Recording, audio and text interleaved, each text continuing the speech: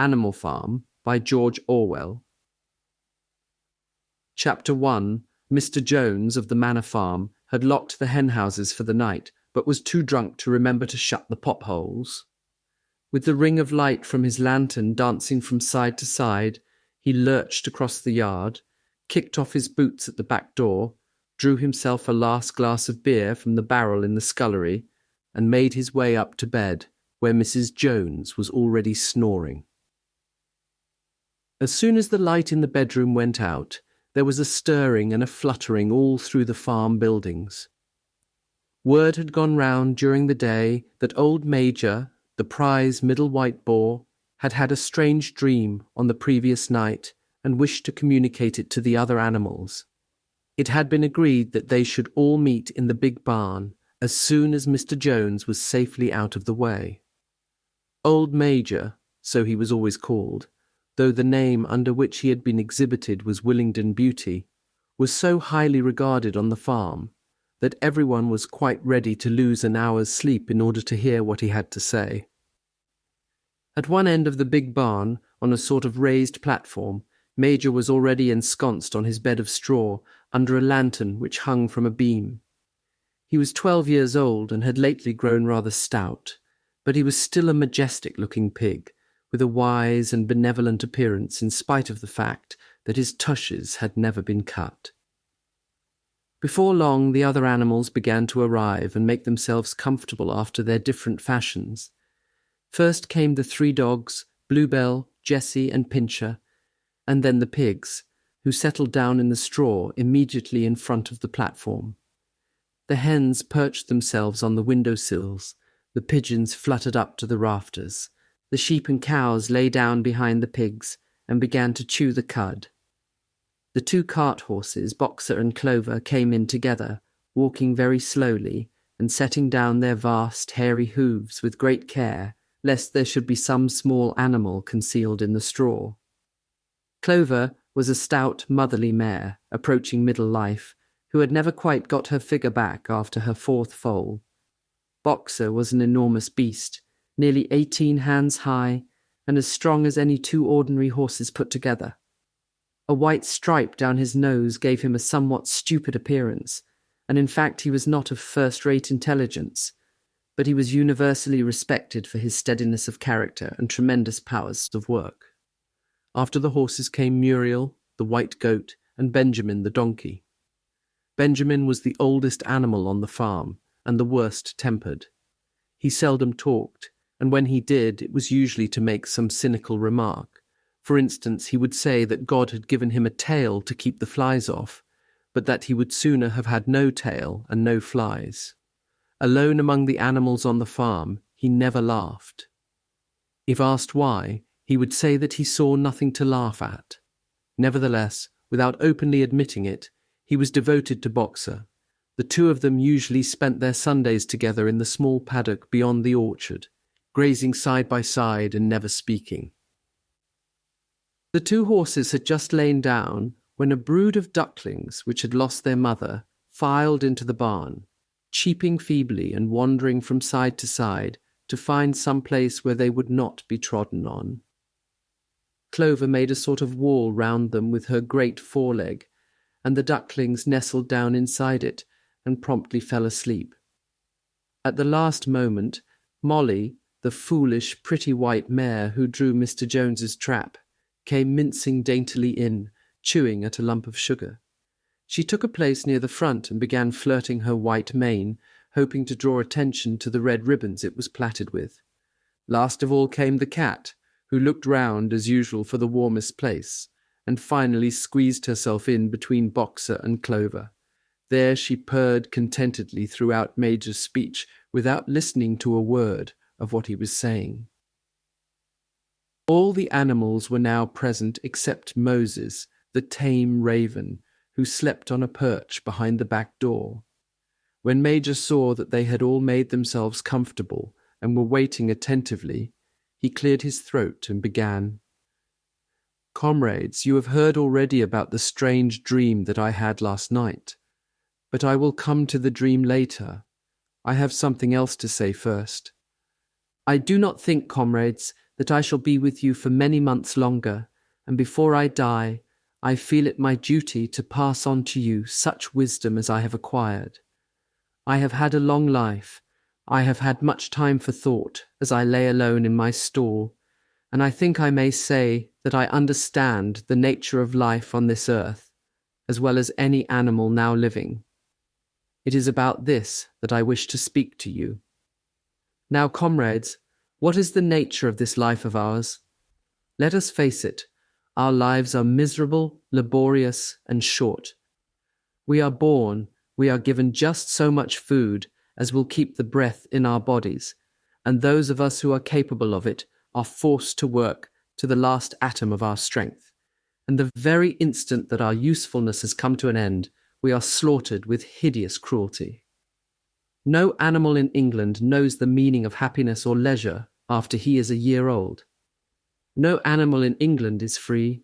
The life of an animal is misery and slavery. That is the plain truth. But is this simply part of the order of nature? Is it because this land of ours is so poor that it cannot afford a decent life to those who dwell upon it? No, comrades, 1,000 times no. The soil of England is fertile. Its climate is good. It is capable of affording food in abundance to an enormously greater number of animals than now inhabit it. This single farm of ours would support 12 horses, 20 cows, hundreds of sheep, and all of them living in a comfort and a dignity that are now almost beyond our imagining. Why, then, do we continue in this miserable condition? Because nearly the whole of the produce of our labour is stolen from us by human beings. There, comrades, is the answer to all our problems. It is summed up in a single word: man. Man is the only real enemy we have. Remove man from the scene, and the root cause of hunger and overwork is abolished forever. Man is the only creature that consumes without producing. He does not give milk. He does not lay eggs. He is too weak to pull the plough. He cannot run fast enough to catch rabbits. Yet he is lord of all the animals. He sets them to work. He gives back to them the bare minimum that will prevent them from starving, and the rest he keeps for himself. Our labour tills the soil, our dung fertilizes it, and yet there is not one of us that owns more than his bare skin. You cows that I see before me, how many thousands of gallons of milk have you given during this last year? And what has happened to that milk which should have been breeding up sturdy calves? Every drop of it has gone down the throats of our enemies. And you, hens, how many eggs have you laid in this last year? And how many of those eggs ever hatched into chickens? The rest have all gone to market to bring in money for Jones and his men. And you, Clover, where are those 4 foals you bore, who should have been the support and pleasure of your old age? Each was sold at a year old. You will never see one of them again. In return for your 4 confinements and all your labour in the fields, what have you ever had except your bare rations and a stall? And even the miserable lives we lead are not allowed to reach their natural span. For myself, I do not grumble, for I am one of the lucky ones. I am 12 years old and have had over 400 children. Such is the natural life of a pig. But no animal escapes the cruel knife in the end. You young porkers who are sitting in front of me, every one of you will scream your lives out at the block within a year. To that horror we all must come. Cows, pigs, hens, sheep, everyone. Even the horses and the dogs have no better fate. You, boxer, the very day that those great muscles of yours lose their power, Jones will sell you to the knacker, who will cut your throat and boil you down for the foxhounds. As for the dogs, when they grow old and toothless, Jones ties a brick round their necks and drowns them in the nearest pond. Is it not crystal clear, then, comrades, that all the evils of this life of ours spring from the tyranny of human beings? Only get rid of man, and the produce of our labour would be our own. Almost overnight we could become rich and free. What then must we do? Why, work night and day, body and soul, for the overthrow of the human race. That is my message to you, comrades. Rebellion. I do not know when that rebellion will come. It might be in a week or in 100 years. But I know, as surely as I see this straw beneath my feet, that sooner or later justice will be done. Fix your eyes on that, comrades, throughout the short remainder of your lives. And above all, pass on this message of mine to those who come after you, so that future generations shall carry on the struggle until it is victorious. And remember, comrades, your resolution must never falter. No argument must lead you astray. Never listen when they tell you that man and the animals have a common interest, that the prosperity of the one is the prosperity of the others. It is all lies. Man serves the interests of no creature except himself, and among us animals let there be perfect unity, perfect comradeship in the struggle. All men are enemies. All animals are comrades. At this moment, there was a tremendous uproar. While Major was speaking, 4 large rats had crept out of their holes and were sitting on their hindquarters, listening to him. The dogs had suddenly caught sight of them, and it was only by a swift dash for their holes that the rats saved their lives. Major raised his trotter for silence. "Comrades," he said, "here is a point that must be settled. The wild creatures, such as rats and rabbits, are they our friends or our enemies? Let us put it to the vote. I propose this question to the meeting. Are rats comrades?" The vote was taken at once, and it was agreed by an overwhelming majority that rats were comrades. There were only 4 dissentients, the 3 dogs and the cat, who was afterwards discovered to have voted on both sides. Major continued, "I have little more to say. I merely repeat, remember always your duty of enmity towards man and all his ways. Whatever goes upon 2 legs is an enemy. Whatever goes upon 4 legs or has wings is a friend. And remember also that in fighting against man, we must not come to resemble him. Even when you have conquered him, do not adopt his vices. No animal must ever live in a house, or sleep in a bed, or wear clothes, or drink alcohol, or smoke tobacco, or touch money, or engage in trade. All the habits of man are evil, and above all, no animal must ever tyrannize over his own kind. Weak or strong, clever or simple, we are all brothers. No animal must ever kill any other animal. All animals are equal." And now, comrades, I will tell you about my dream of last night. I cannot describe that dream to you. It was a dream of the earth as it will be when man has vanished. But it reminded me of something that I had long forgotten. Many years ago, when I was a little pig, my mother and the other sows used to sing an old song of which they knew only the tune and the first 3 words. I had known that tune in my infancy, but it had long since passed out of my mind. Last night, however, it came back to me in my dream. And what is more, the words of the song also came back, words, I am certain, which were sung by the animals of long ago and have been lost to memory for generations. I will sing you that song now, comrades. I am old and my voice is hoarse, but when I have taught you the tune, you can sing it better for yourselves. It is called Beasts of England. Old Major cleared his throat and began to sing. As he had said, his voice was hoarse, but he sang well enough, and it was a stirring tune, something between Clementine and La Cucaracha. The words ran, "Beasts of England, beasts of Ireland, beasts of every land and clime, hearken to my joyful tidings of the golden future time. Soon or late the day is coming, tyrant man shall be o'erthrown, and the fruitful fields of England shall be trod by beasts alone. Rings shall vanish from our noses, and the harness from our back. Bit and spur shall rust forever, cruel whips no more shall crack. Riches more than mind can picture, wheat and barley, oats and hay, clover, beans, and mangel wurzels, shall be ours upon that day. Bright will shine the fields of England, purer shall its waters be, sweeter yet shall blow its breezes on the day that sets us free. For that day we all must labour, though we die before it break. Cows and horses, geese and turkeys, all must toil for freedom's sake. Beasts of England, beasts of Ireland, beasts of every land and clime, hearken well and spread my tidings of the golden future time. The singing of this song threw the animals into the wildest excitement. Almost before Major had reached the end, they had begun singing it for themselves. Even the stupidest of them had already picked up the tune and a few of the words, and as for the clever ones, such as the pigs and dogs, they had the entire song by heart within a few minutes.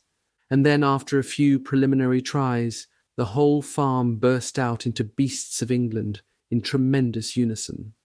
The cows lowed it, the dogs whined it, the sheep bleated it, the horses whinnied it, the ducks quacked it. They were so delighted with the song that they sang it right through 5 times in succession, and might have continued singing it all night if they had not been interrupted. Unfortunately, the uproar awoke Mr. Jones, who sprang out of bed, making sure that there was a fox in the yard. He seized the gun, which always stood in a corner of his bedroom, and let fly a charge of number 6 shot into the darkness. The pellets buried themselves in the wall of the barn, and the meeting broke up hurriedly. Everyone fled to his own sleeping place. The birds jumped onto their perches, the animals settled down in the straw, and the whole farm was asleep in a moment. Chapter 2. 3 nights later, old Major died peacefully in his sleep. His body was buried at the foot of the orchard. This was early in March. During the next 3 months there was much secret activity. Major's speech had given to the more intelligent animals on the farm a completely new outlook on life. They did not know when the rebellion predicted by Major would take place. They had no reason for thinking that it would be within their own lifetime, but they saw clearly that it was their duty to prepare for it. The work of teaching and organizing the others fell naturally upon the pigs, who were generally recognized as being the cleverest of the animals. Preeminent among the pigs were 2 young boars named Snowball and Napoleon, whom Mr. Jones was breeding up for sale. Napoleon was a large, rather fierce-looking Berkshire boar, the only Berkshire on the farm, not much of a talker, but with a reputation for getting his own way.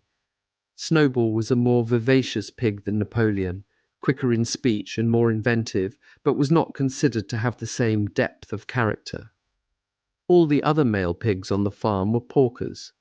The best known among them was a small fat pig named Squealer, with very round cheeks, twinkling eyes, nimble movements, and a shrill voice. He was a brilliant talker, and when he was arguing some difficult point, he had a way of skipping from side to side and whisking his tail, which was somehow very persuasive. The others said of Squealer that he could turn black into white. These 3 had elaborated old Major's teachings into a complete system of thought, to which they gave the name of animalism. Several nights a week, after Mr. Jones was asleep, they held secret meetings in the barn and expounded the principles of animalism to the others. At the beginning they met with much stupidity and apathy. Some of the animals talked of the duty of loyalty to Mr. Jones, whom they referred to as Master, or made elementary remarks such as, "Mr. Jones feeds us. If he were gone, we should starve to death."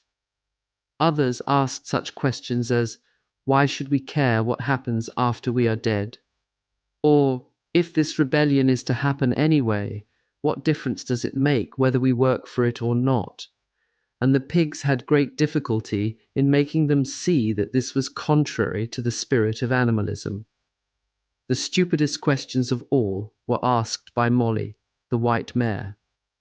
The very first question she asked Snowball was, "Will there still be sugar after the rebellion?" "No," said Snowball firmly. "We have no means of making sugar on this farm. Besides, you do not need sugar. You will have all the oats and hay you want." "And shall I still be allowed to wear ribbons in my mane?" asked Molly. "Comrade," said Snowball, "those ribbons that you are so devoted to are the badge of slavery. Can you not understand that liberty is worth more than ribbons?" Molly agreed, but she did not sound very convinced. The pigs had an even harder struggle to counteract the lies put about by Moses, the tame raven. Moses, who was Mr. Jones's especial pet, was a spy and a talebearer, but he was also a clever talker. He claimed to know of the existence of a mysterious country called Sugar Candy Mountain, to which all animals went when they died. It was situated somewhere up in the sky, a little distance beyond the clouds, Moses said. In Sugar Candy Mountain it was Sunday 7 days a week. Clover was in season all the year round, and lump sugar and linseed cake grew on the hedges. The animals hated Moses because he told tales and did no work, but some of them believed in Sugar Candy Mountain, and the pigs had to argue very hard to persuade them that there was no such place. Their most faithful disciples were the 2 cart horses, Boxer and Clover. These two had great difficulty in thinking anything out for themselves, but having once accepted the pigs as their teachers, they absorbed everything that they were told and passed it on to the other animals by simple arguments. They were unfailing in their attendance at the secret meetings in the barn, and led the singing of Beasts of England, with which the meetings always ended. Now, as it turned out, the rebellion was achieved much earlier and more easily than anyone had expected. In past years, Mr. Jones, although a hard master, had been a capable farmer, but of late he had fallen on evil days. He had become much disheartened after losing money in a lawsuit, and had taken to drinking more than was good for him. For whole days at a time he would lounge in his Windsor chair in the kitchen, reading the newspapers, drinking, and occasionally feeding Moses on crusts of bread soaked in beer. His men were idle and dishonest. The fields were full of weeds, the buildings wanted roofing, the hedges were neglected, and the animals were underfed. June came, and the hay was almost ready for cutting. On Midsummer's Eve, which was a Saturday, Mr. Jones went into Willingdon and got so drunk at the Red Lion that he did not come back till midday on Sunday. The men had milked the cows in the early morning and then had gone out rabbiting without bothering to feed the animals. When Mr. Jones got back, he immediately went to sleep on the drawing-room sofa with the news of the world over his face, so that when evening came, the animals were still unfed. At last, they could stand it no longer. One of the cows broke in the door of the store shed with her horn, and all the animals began to help themselves from the bins. It was just then that Mr. Jones woke up. The next moment he and his 4 men were in the store shed with whips in their hands, lashing out in all directions. This was more than the hungry animals could bear. With one accord, though nothing of the kind had been planned beforehand, they flung themselves upon their tormentors. Jones and his men suddenly found themselves being butted and kicked from all sides. The situation was quite out of their control.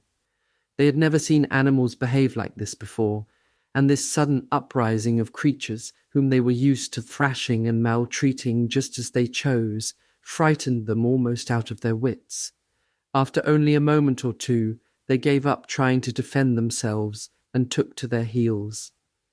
A minute later, all 5 of them were in full flight down the cart track that led to the main road, with the animals pursuing them in triumph. Mrs. Jones looked out of the bedroom window, saw what was happening, hurriedly flung a few possessions into a carpet bag, and slipped out of the farm by another way. Moses sprang off his perch and flapped after her, croaking loudly. Meanwhile, the animals had chased Jones and his men out onto the road and slammed the 5-barred gate behind them. And so, almost before they knew what was happening, the rebellion had been successfully carried through. Jones was expelled, and the manor farm was theirs. For the first few minutes, the animals could hardly believe in their good fortune. Their first act was to gallop in a body right round the boundaries of the farm, as though to make quite sure that no human being was hiding anywhere upon it. Then they raced back to the farm buildings to wipe out the last traces of Jones's hated reign. The harness room at the end of the stables was broken open. The bits, the nose rings, the dog chains, the cruel knives with which Mr. Jones had been used to castrate the pigs and lambs, were all flung down the well. The reins, the halters, the blinkers, the degrading nosebags were thrown onto the rubbish fire which was burning in the yard. So were the whips. All the animals capered with joy when they saw the whips going up in flames. Snowball also threw onto the fire the ribbons with which the horses' manes and tails had usually been decorated on market days. Ribbons, he said, should be considered as clothes, which are the mark of a human being. All animals should go naked. When Boxer heard this, he fetched the small straw hat, which he wore in summer, to keep the flies out of his ears, and flung it onto the fire with the rest. In a very little while the animals had destroyed everything that reminded them of Mr. Jones. Napoleon then led them back to the store shed and served out a double ration of corn to everybody, with 2 biscuits for each dog. Then they sang Beasts of England from end to end 7 times running, and after that they settled down for the night and slept as they had never slept before. But they woke at dawn as usual, and suddenly remembering the glorious thing that had happened, they all raced out into the pasture together. A little way down the pasture there was a knoll that commanded a view of most of the farm. The animals rushed to the top of it and gazed round them in the clear morning light. Yes, it was theirs. Everything that they could see was theirs. In the ecstasy of that thought, they gambolled round and round. They hurled themselves into the air in great leaps of excitement. They rolled in the dew. They cropped mouthfuls of the sweet summer grass. They kicked up clods of the black earth and snuffed its rich scent. Then they made a tour of inspection of the whole farm and surveyed with speechless admiration the ploughland, the hayfield, the orchard, the pool, the spinney.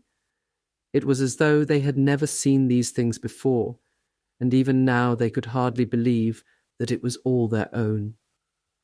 Then they filed back to the farm buildings and halted in silence outside the door of the farmhouse. That was theirs too, but they were frightened to go inside. After a moment, however, Snowball and Napoleon butted the door open with their shoulders, and the animals entered in single file, walking with the utmost care for fear of disturbing anything. They tiptoed from room to room, afraid to speak above a whisper, and gazing with a kind of awe at the unbelievable luxury, at the beds with their feather mattresses, the looking-glasses, the horsehair sofa, the Brussels carpet, the lithograph of Queen Victoria over the drawing-room mantelpiece.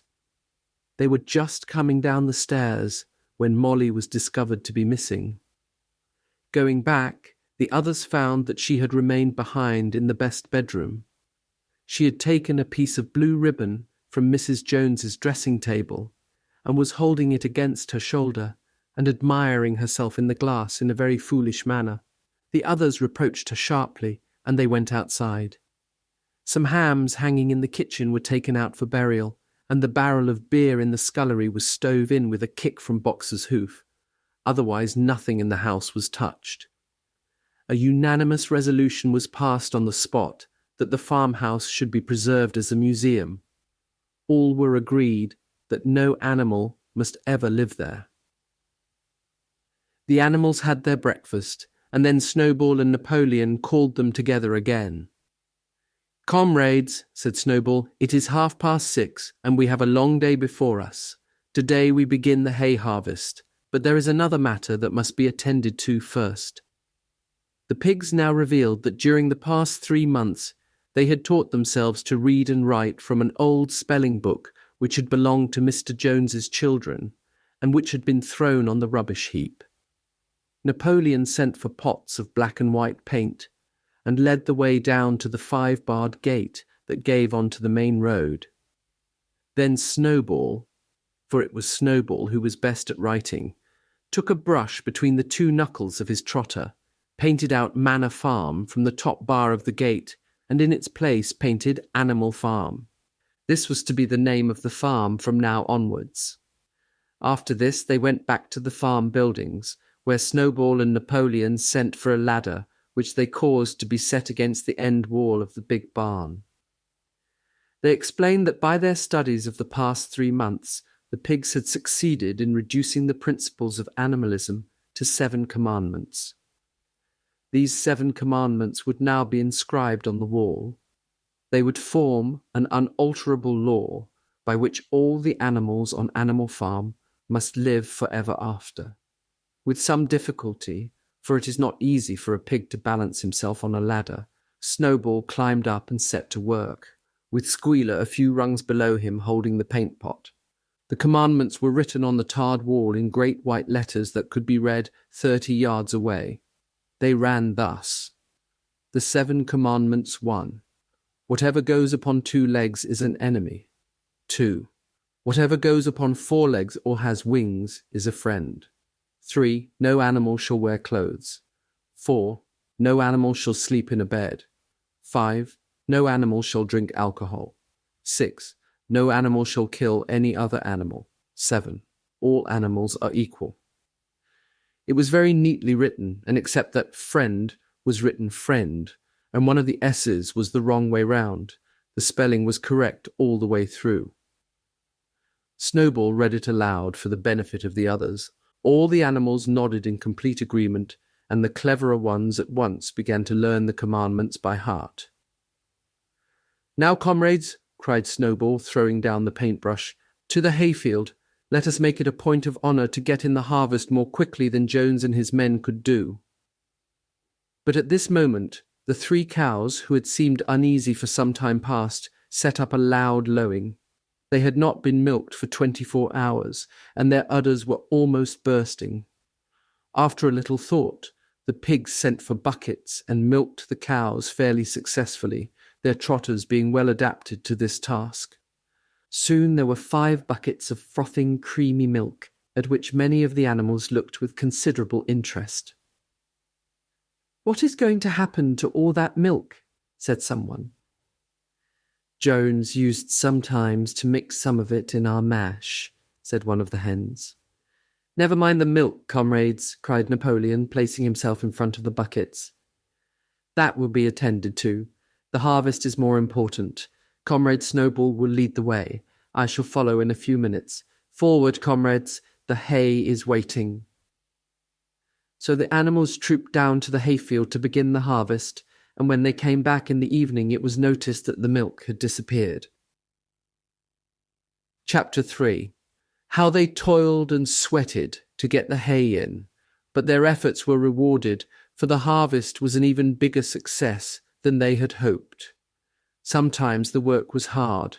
The implements had been designed for human beings and not for animals, and it was a great drawback that no animal was able to use any tool that involved standing on his hind legs. But the pigs were so clever that they could think of a way round every difficulty. As for the horses, they knew every inch of the field, and in fact understood the business of mowing and raking far better than Jones and his men had ever done. The pigs did not actually work, but directed and supervised the others. With their superior knowledge, it was natural that they should assume the leadership. Boxer and Clover would harness themselves to the cutter or the horse rake. No bits or reins were needed in these days, of course, and tramp steadily round and round the field with a pig walking behind and calling out, "Gee up, comrade," or "Woe back, comrade," as the case might be. And every animal down to the humblest worked at turning the hay and gathering it. Even the ducks and hens toiled to and fro all day in the sun, carrying tiny wisps of hay in their beaks. In the end, they finished the harvest in 2 days less time than it had usually taken Jones and his men. Moreover, it was the biggest harvest that the farm had ever seen. There was no wastage whatever. The hens and ducks with their sharp eyes had gathered up the very last stalk, and not an animal on the farm had stolen so much as a mouthful. All through that summer, the work of the farm went like clockwork. The animals were happy as they had never conceived it possible to be. Every mouthful of food was an acute positive pleasure, now that it was truly their own food, produced by themselves and for themselves, not doled out to them by a grudging master.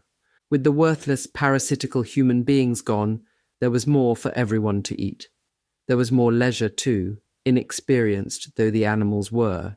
They met with many difficulties. For instance, later in the year, when they harvested the corn, they had to tread it out in the ancient style and blow away the chaff with their breath, since the farm possessed no threshing machine. But the pigs, with their cleverness, and Boxer, with his tremendous muscles, always pulled them through. Boxer was the admiration of everybody. He had been a hard worker even in Jones's time, but now he seemed more like 3 horses than 1. There were days when the entire work of the farm seemed to rest on his mighty shoulders. From morning to night, he was pushing and pulling, always at the spot where the work was hardest. He had made an arrangement with one of the cockerels to call him in the mornings half an hour earlier than anyone else, and would put in some volunteer labour at whatever seemed to be most needed before the regular day's work began. His answer to every problem, every setback was, "I will work harder," which he had adopted as his personal motto. But everyone worked according to his capacity. The hens and ducks, for instance, saved 5 bushels of corn at the harvest by gathering up the stray grains. Nobody stole, nobody grumbled over his rations. The quarrelling and biting and jealousy, which had been normal features of life in the old days, had almost disappeared. Nobody shirked, or almost nobody. Molly, it was true, was not good at getting up in the mornings, and had a way of leaving work early on the ground that there was a stone in her hoof, and the behaviour of the cat was somewhat peculiar. It was soon noticed that when there was work to be done, the cat could never be found. She would vanish for hours on end, and then reappear at mealtimes or in the evening after work was over, as though nothing had happened. But she always made such excellent excuses, and purred so affectionately, that it was impossible not to believe in her good intentions. Old Benjamin, the donkey, seemed quite unchanged since the rebellion. He did his work in the same slow, obstinate way as he had done it in Jones's time, never shirking and never volunteering for extra work either. About the rebellion and its results, he would express no opinion. When asked whether he was not happier now that Jones was gone, he would say only, "Donkeys live a long time. None of you has ever seen a dead donkey," and the others had to be content with this cryptic answer. On Sundays, there was no work. Breakfast was an hour later than usual, and after breakfast, there was a ceremony which was observed every week without fail. First came the hoisting of the flag. Snowball had found in the harness room an old green tablecloth of Mrs. Jones's, and had painted on it a hoof and a horn in white. This was run up the flagstaff in the farmhouse garden every Sunday morning. The flag was green, Snowball explained, to represent the green fields of England, while the hoof and horn signified the future republic of the animals, which would arise when the human race had been finally overthrown. After the hoisting of the flag, all the animals trooped into the big barn for a general assembly, which was known as the meeting. Here, the work of the coming week was planned out, and resolutions were put forward and debated. It was always the pigs who put forward the resolutions. The other animals understood how to vote, but could never think of any resolutions of their own. Snowball and Napoleon were by far the most active in the debates. But it was noticed that these two were never in agreement. Whatever suggestion either of them made, the other could be counted on to oppose it. Even when it was resolved, a thing no one could object to in itself, to set aside the small paddock behind the orchard as a home of rest for animals who were past work, there was a stormy debate over the correct retiring age for each class of animal. The meeting always ended with the singing of Beasts of England, and the afternoon was given up to recreation. The pigs had set aside the harness room as a headquarters for themselves. Here in the evenings they studied blacksmithing, carpentering and other necessary arts from books which they had brought out of the farmhouse. Snowball also busied himself with organising the other animals into what he called animal committees. He was indefatigable at this. He formed the Egg Production Committee for the hens, the Clean Tails League for the cows, the Wild Comrades Re-Education Committee. The object of this was to tame the rats and rabbits, the whiter wool movement for the sheep, and various others, besides instituting classes in reading and writing. On the whole, these projects were a failure. The attempt to tame the wild creatures, for instance, broke down almost immediately. They continued to behave very much as before, and when treated with generosity, simply took advantage of it. The cat joined the re-education committee and was very active in it for some days. She was seen one day sitting on a roof and talking to some sparrows who were just out of her reach. She was telling them that all animals were now comrades, and that any sparrow who chose could come and perch on her paw, but the sparrows kept their distance. The reading and writing classes, however, were a great success. By the autumn, almost every animal on the farm was literate in some degree. As for the pigs, they could already read and write perfectly. The dogs learned to read fairly well, but were not interested in reading anything except the 7 Commandments. Muriel, the goat, could read somewhat better than the dogs, and sometimes used to read to the others in the evenings from scraps of newspaper which she found on the rubbish heap. Benjamin could read as well as any pig, but never exercised his faculty.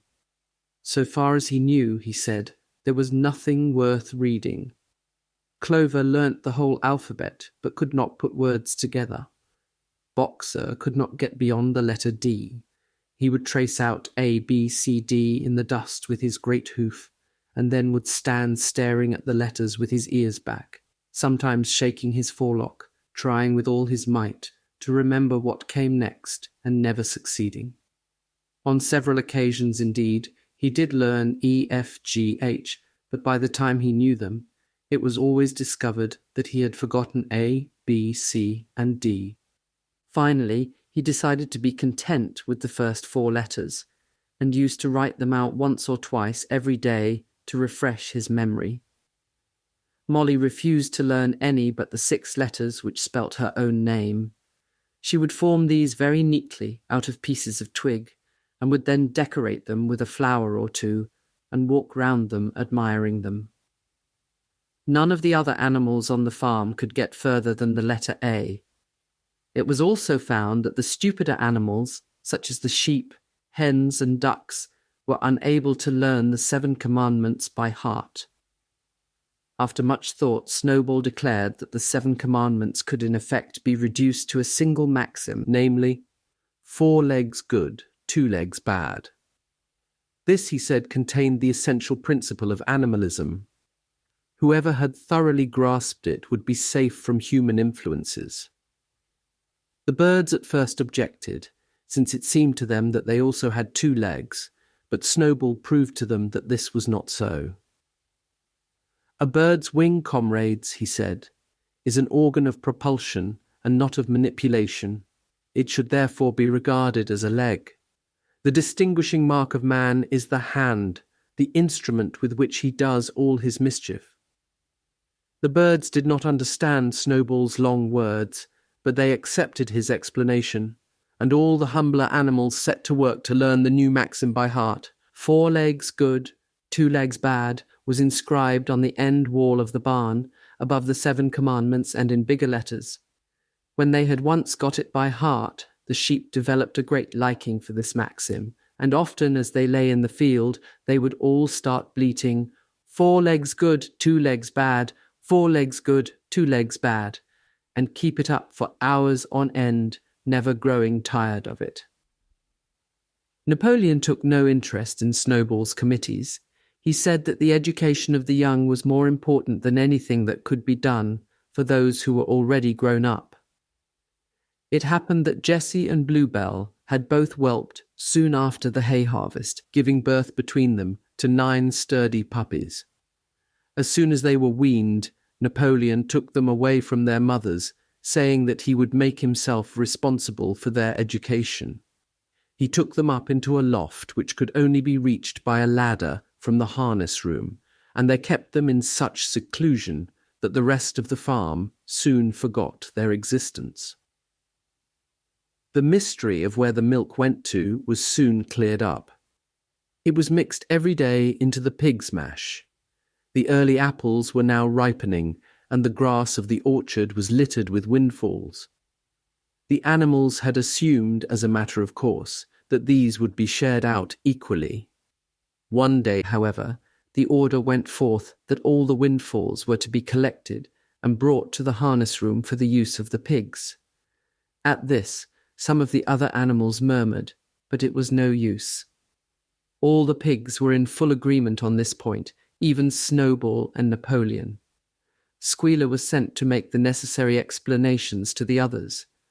"Comrades," he cried, "you do not imagine, I hope, that we pigs are doing this in a spirit of selfishness and privilege? Many of us actually dislike milk and apples. I dislike them myself. Our sole object in taking these things is to preserve our health. Milk and apples, this has been proved by science, comrades, contain substances absolutely necessary to the well-being of a pig. We pigs are brain workers. The whole management and organization of this farm depend on us. Day and night we are watching over your welfare. It is for your sake that we drink that milk and eat those apples.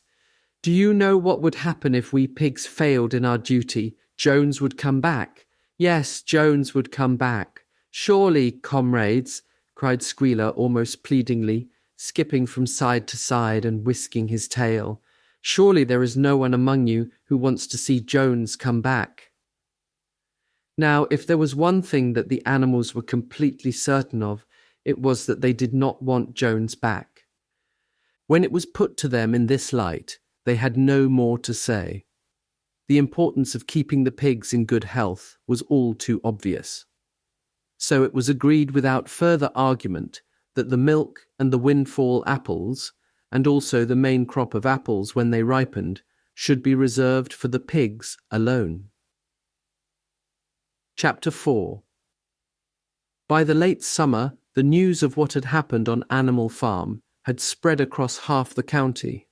Every day, Snowball and Napoleon sent out flights of pigeons whose instructions were to mingle with the animals on neighbouring farms, tell them the story of the rebellion, and teach them the tune of Beasts of England. Most of this time, Mr. Jones had spent sitting in the tap room of the Red Lion at Willingdon, complaining to anyone who would listen of the monstrous injustice he had suffered in being turned out of his property by a pack of good-for-nothing animals. The other farmers sympathized in principle, but they did not at first give him much help. At heart, each of them was secretly wondering whether he could not somehow turn Jones's misfortune to his own advantage. It was lucky that the owners of the two farms which adjoined Animal Farm were on permanently bad terms. One of them, which was named Foxwood, was a large, neglected, old-fashioned farm, much overgrown by woodland, with all its pastures worn out and its hedges in a disgraceful condition. Its owner, Mr. Pilkington, was an easy-going gentleman farmer who spent most of his time in fishing or hunting, according to the season. The other farm, which was called Pinchfield, was smaller and better kept. Its owner was a Mr. Frederick, a tough, shrewd man, perpetually involved in lawsuits and with a name for driving hard bargains. These two disliked each other so much that it was difficult for them to come to any agreement, even in defence of their own interests. Nevertheless, they were both thoroughly frightened by the rebellion on Animal Farm, and very anxious to prevent their own animals from learning too much about it. At first, they pretended to laugh to scorn the idea of animals managing a farm for themselves. The whole thing would be over in a fortnight, they said. They put it about that the animals on the Manor Farm, they insisted on calling it the Manor Farm, they would not tolerate the name Animal Farm, were perpetually fighting among themselves and were also rapidly starving to death. When time passed and the animals had evidently not starved to death, Frederick and Pilkington changed their tune and began to talk of the terrible wickedness that now flourished on Animal Farm. It was given out that the animals there practiced cannibalism, tortured one another with red-hot horseshoes, and had their females in common. This was what came of rebelling against the laws of nature, Frederick and Pilkington said. However, these stories were never fully believed. Rumours of a wonderful farm, where the human beings had been turned out and the animals managed their own affairs, continued to circulate in vague and distorted forms, and throughout that year a wave of rebelliousness ran through the countryside. Bulls, which had always been tractable, suddenly turned savage. Sheep broke down hedges and devoured the clover. Cows kicked the pail over. Hunters refused their fences and shot their riders onto the other side. Above all, the tune and even the words of Beasts of England were known everywhere. It had spread with astonishing speed. The human beings could not contain their rage when they heard this song, though they pretended to think it merely ridiculous. They could not understand, they said, how even animals could bring themselves to sing such contemptible rubbish. Any animal caught singing it was given a flogging on the spot, and yet the song was irrepressible. The blackbirds whistled it in the hedges, the pigeons cooed it in the elms, it got into the din of the smithies and the tune of the church bells. And when the human beings listened to it, they secretly trembled, hearing in it a prophecy of their future doom. Early in October, when the corn was cut and stacked and some of it was already threshed, a flight of pigeons came whirling through the air and alighted in the yard of Animal Farm in the wildest excitement. Jones and all his men, with half a dozen others from Foxwood and Pinchfield, had entered the 5-barred gate and were coming up the cart track that led to the farm. They were all carrying sticks, except Jones, who was marching ahead with a gun in his hands. Obviously they were going to attempt the recapture of the farm. This had long been expected, and all preparations had been made. Snowball, who had studied an old book of Julius Caesar's campaigns which he had found in the farmhouse, was in charge of the defensive operations. He gave his orders quickly, and in a couple of minutes every animal was at his post. As the human beings approached the farm buildings, Snowball launched his first attack. All the pigeons, to the number of 35, flew to and fro over the men's heads and muted upon them from mid-air, and while the men were dealing with this, the geese, who had been hiding behind the hedge, rushed out and pecked viciously at the calves of their legs. However, this was only a light skirmishing manoeuvre, intended to create a little disorder, and the men easily drove the geese off with their sticks. Snowball now launched his second line of attack. Muriel, Benjamin, and all the sheep, with Snowball at the head of them, rushed forward and prodded and butted the men from every side, while Benjamin turned around and lashed at them with his small hooves. But once again the men, with their sticks and their hobnailed boots, were too strong for them. And suddenly, at a squeal from Snowball, which was the signal for retreat, all the animals turned and fled through the gateway into the yard. The men gave a shout of triumph. They saw, as they imagined, their enemies in flight, and they rushed after them in disorder. This was just what Snowball had intended. As soon as they were well inside the yard, the 3 horses, the 3 cows, and the rest of the pigs, who had been lying in ambush in the cowshed, suddenly emerged in their rear, cutting them off. Snowball now gave the signal for the charge. He himself dashed straight for Jones.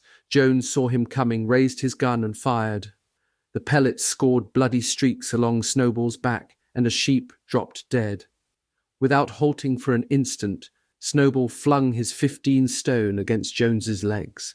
Jones was hurled into a pile of dung, and his gun flew out of his hands. But the most terrifying spectacle of all was Boxer, rearing up on his hind legs and striking out with his great iron-shod hoofs like a stallion. His very first blow took a stable lad from Foxwood on the skull and stretched him lifeless in the mud. At the sight, several men dropped their sticks and tried to run. Panic overtook them, and the next moment all the animals together were chasing them round and round the yard. They were gored, kicked, bitten, trampled on. There was not an animal on the farm that did not take vengeance on them after his own fashion. Even the cat suddenly leapt off a roof onto a cowman's shoulders and sank her claws in his neck, at which he yelled horribly. At a moment when the opening was clear, the men were glad enough to rush out of the yard and make a bolt for the main road.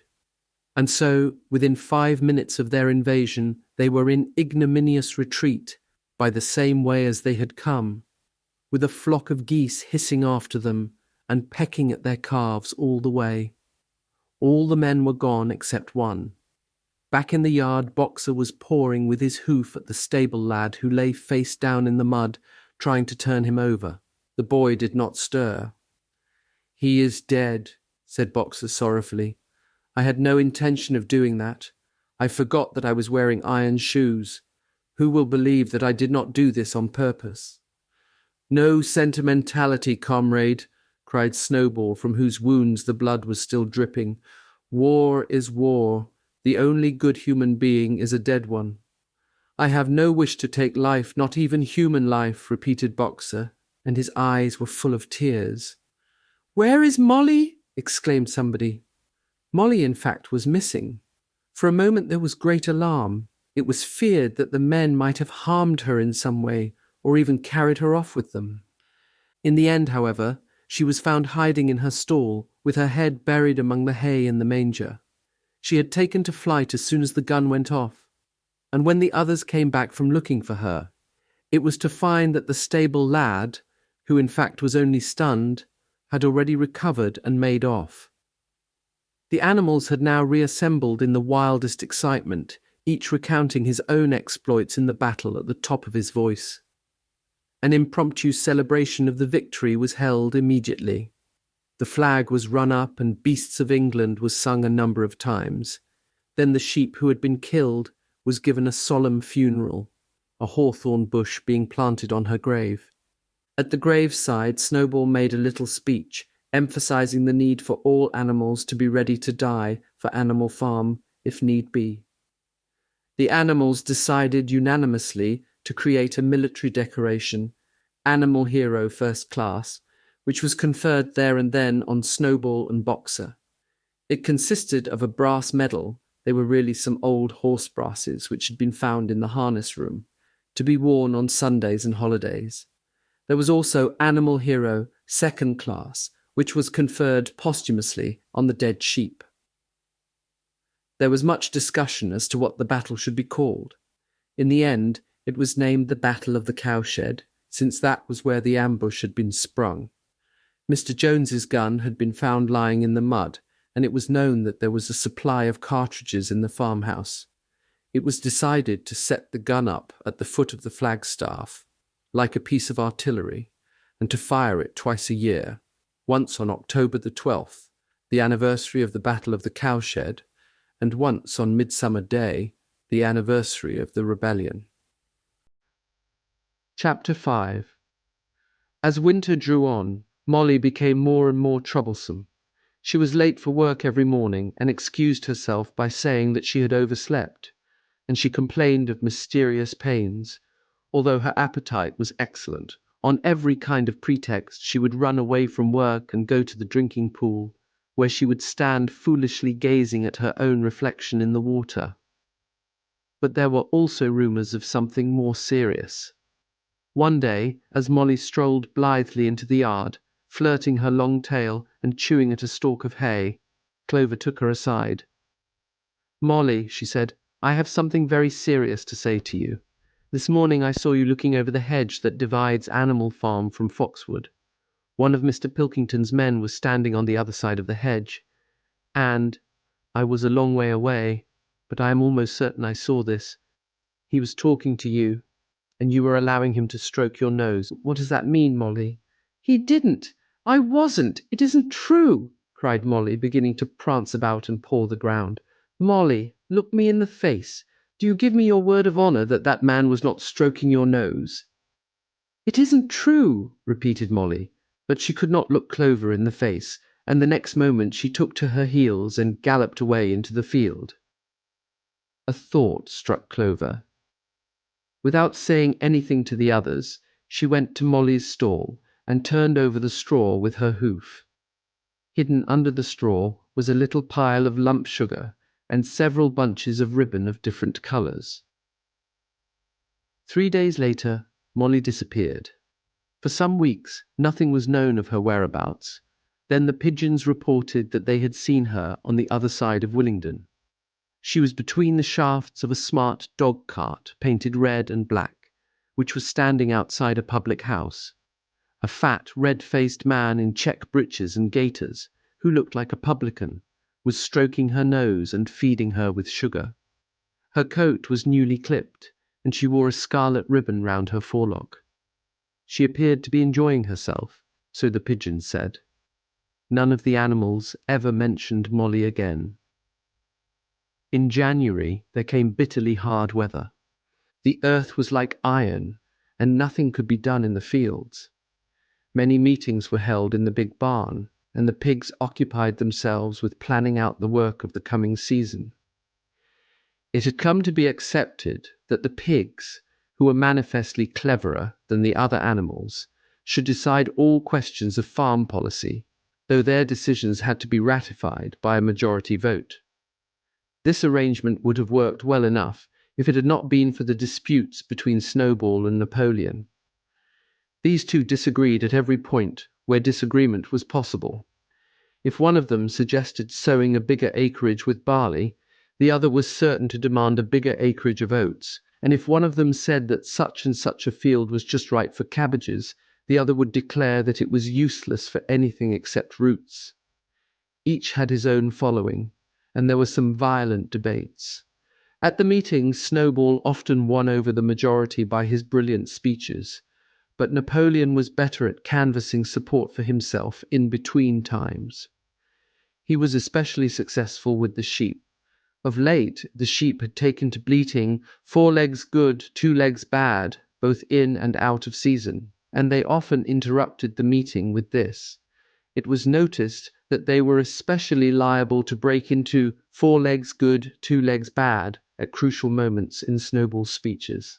Snowball had made a close study of some back numbers of the Farmer and Stock Breeder which he had found in the farmhouse, and was full of plans for innovations and improvements.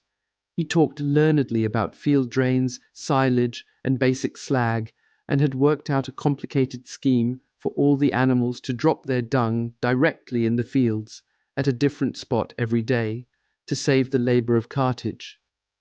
Napoleon produced no schemes of his own, but said quietly that Snowball's would come to nothing, and seemed to be biding his time. But of all their controversies, none was so bitter as the one that took place over the windmill. In the long pasture, not far from the farm buildings, there was a small knoll, which was the highest point on the farm.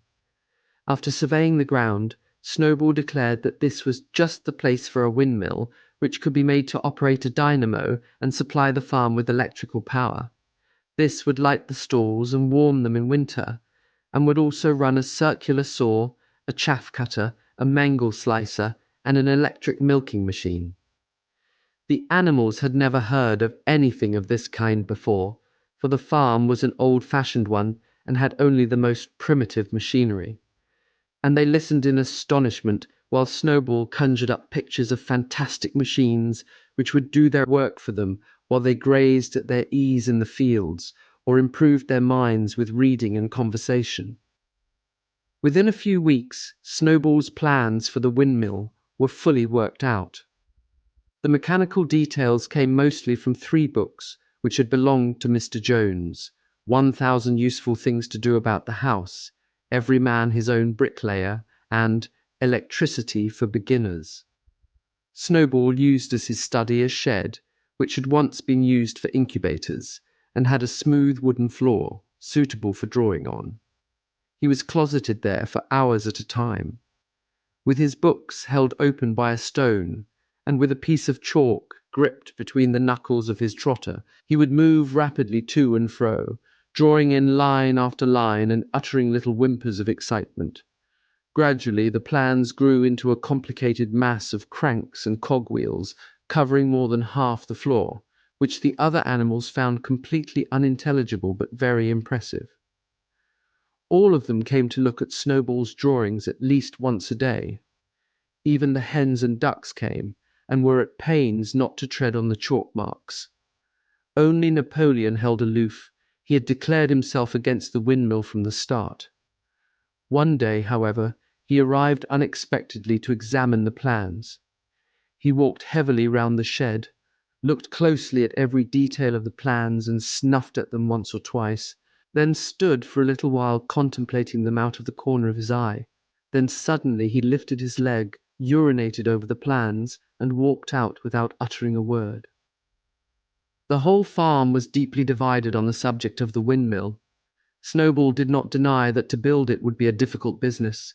Stone would have to be carried and built up into walls, then the sails would have to be made, and after that there would be need for dynamos and cables.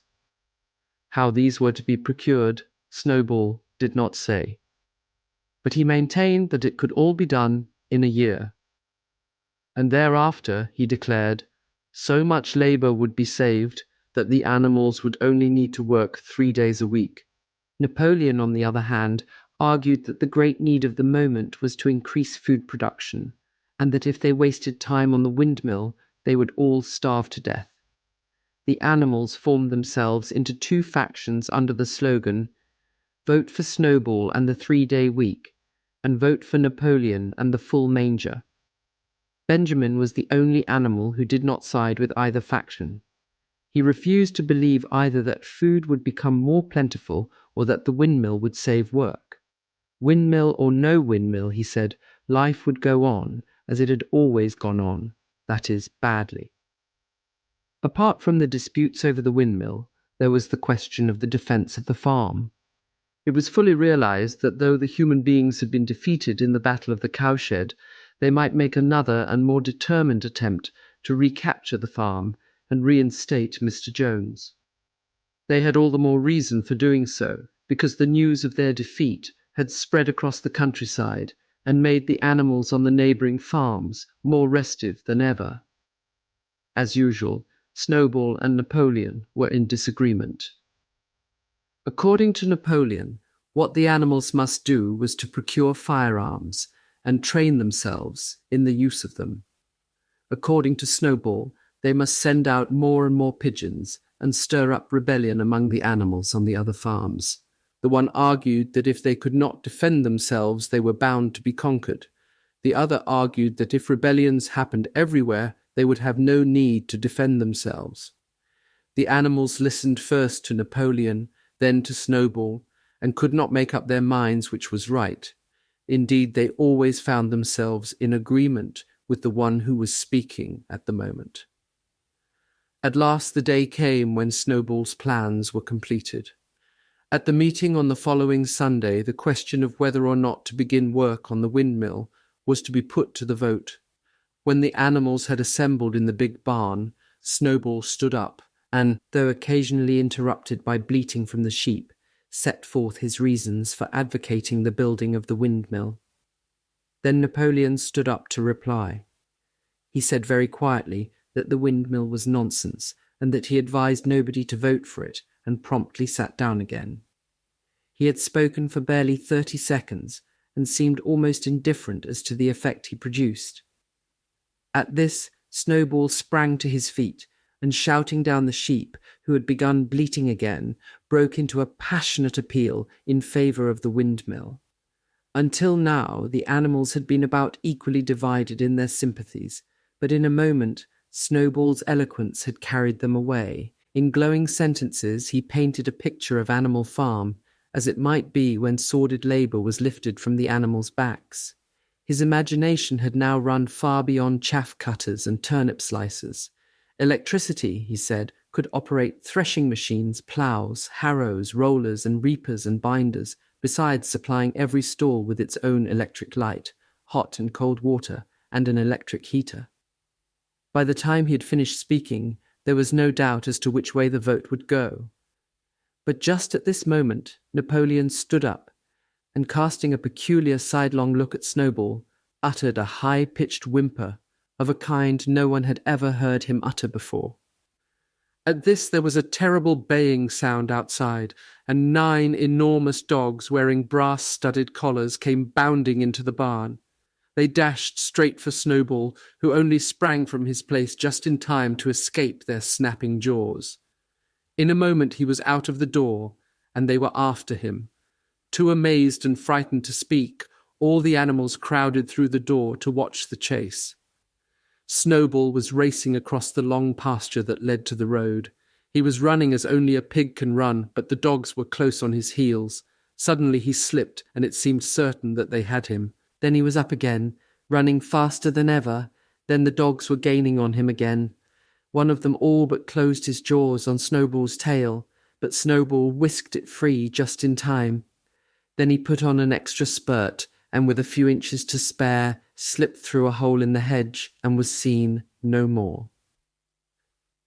Silent and terrified, the animals crept back into the barn. In a moment the dogs came bounding back. At first no one had been able to imagine where these creatures came from, but the problem was soon solved. They were the puppies whom Napoleon had taken away from their mothers and reared privately. Though not yet full grown, they were huge dogs and as fierce-looking as wolves. They kept close to Napoleon. It was noticed that they wagged their tails to him in the same way as the other dogs had been used to do to Mr. Jones. Napoleon, with the dogs following him, now mounted onto the raised portion of the floor where Major had previously stood to deliver his speech. He announced that from now on the Sunday morning meetings would come to an end. They were unnecessary, he said, and wasted time. In future, all questions relating to the working of the farm would be settled by a special committee of pigs, presided over by himself. These would meet in private and afterwards communicate their decisions to the others. The animals would still assemble on Sunday mornings to salute the flag, sing Beasts of England, and receive their orders for the week, but there would be no more debates. In spite of the shock that Snowball's expulsion had given them, the animals were dismayed by this announcement. Several of them would have protested if they could have found the right arguments. Even Boxer was vaguely troubled. He set his ears back, shook his forelock several times, and tried hard to marshal his thoughts, but in the end he could not think of anything to say. Some of the pigs themselves, however, were more articulate. 4 young porkers in the front row uttered shrill squeals of disapproval, and all 4 of them sprang to their feet and began speaking at once. But suddenly the dogs sitting round Napoleon let out deep, menacing growls, and the pigs fell silent and sat down again. Then the sheep broke out into a tremendous bleating of 4 legs good, 2 legs bad, which went on for nearly a quarter of an hour and put an end to any chance of discussion. Afterwards, Squealer was sent round the farm to explain the new arrangement to the others. "Comrades," he said, "I trust that every animal here appreciates the sacrifice that Comrade Napoleon has made in taking this extra labour upon himself. Do not imagine, comrades, that leadership is a pleasure. On the contrary, it is a deep and heavy responsibility. No one believes more firmly than Comrade Napoleon that all animals are equal. He would be only too happy to let you make your decisions for yourselves. But sometimes you might make the wrong decisions, comrades, and then where should we be? Suppose you had decided to follow Snowball with his moonshine of windmills. Snowball, who, as we now know, was no better than a criminal. "He fought bravely at the Battle of the Cowshed," said somebody. "Bravery is not enough," said Squealer. "Loyalty and obedience are more important. And as to the Battle of the Cowshed, I believe the time will come when we shall find that Snowball's part in it was much exaggerated. Discipline, comrades, iron discipline, that is the watchword for today. One false step, and our enemies would be upon us. Surely, comrades, you do not want Jones back?" Once again this argument was unanswerable. Certainly the animals did not want Jones back. If the holding of debates on Sunday mornings was liable to bring him back, then the debates must stop. Boxer, who had now had time to think things over, voiced the general feeling by saying, "If Comrade Napoleon says it, it must be right." And from then on he adopted the maxim, "Napoleon is always right." in addition to his private motto of "I will work harder." By this time, the weather had broken and the spring ploughing had begun. The shed where Snowball had drawn his plans of the windmill had been shut up, and it was assumed that the plans had been rubbed off the floor. Every Sunday morning at 10 o'clock, the animals assembled in the big barn to receive their orders for the week. The skull of old Major, now clean of flesh, had been disinterred from the orchard and set up on a stump at the foot of the flagstaff, beside the gun. After the hoisting of the flag, the animals were required to file past the skull in a reverent manner before entering the barn. Nowadays, they did not sit all together as they had done in the past. Napoleon, with Squealer and another pig named Minimus, who had a remarkable gift for composing songs and poems, sat on the front of the raised platform, with the 9 young dogs forming a semicircle round them, and the other pigs sitting behind. The rest of the animals sat facing them in the main body of the barn. Napoleon read out the orders for the week in a gruff, soldierly style, and after a single singing of Beasts of England, all the animals dispersed. On the 3rd Sunday after Snowball's expulsion, the animals were somewhat surprised to hear Napoleon announce that the windmill was to be built after all. He did not give any reason for having changed his mind, but merely warned the animals that this extra task would mean very hard work. It might even be necessary to reduce their rations. The plans, however, had all been prepared, down to the last detail. A special committee of pigs had been at work upon them for the past 3 weeks. The building of the windmill, with various other improvements, was expected to take 2 years. That evening, Squealer explained privately to the other animals that Napoleon had never in reality been opposed to the windmill. On the contrary, it was he who had advocated it in the beginning, and the plan which Snowball had drawn on the floor of the incubator shed had actually been stolen from among Napoleon's papers. The windmill was, in fact, Napoleon's own creation. Why, then, asked somebody, had he spoken so strongly against it? Here Squealer looked very sly. That, he said, was Comrade Napoleon's cunning. He had seemed to oppose the windmill, simply as a manoeuvre to get rid of Snowball, who was a dangerous character and a bad influence. Now that Snowball was out of the way, the plan could go forward without his interference. This, said Squealer, was something called tactics. He repeated a number of times, "Tactics, comrades, tactics," skipping round and whisking his tail with a merry laugh. The animals were not certain what the word meant, but Squealer spoke so persuasively, and the 3 dogs who happened to be with him growled so threateningly that they accepted his explanation without further questions. Chapter 6. All that year the animals worked like slaves, but they were happy in their work. They grudged no effort or sacrifice, well aware that everything that they did was for the benefit of themselves and those of their kind who would come after them, and not for a pack of idle, thieving human beings. Throughout the spring and summer, they worked a 60-hour week, and in August, Napoleon announced that there would be work on Sunday afternoons as well.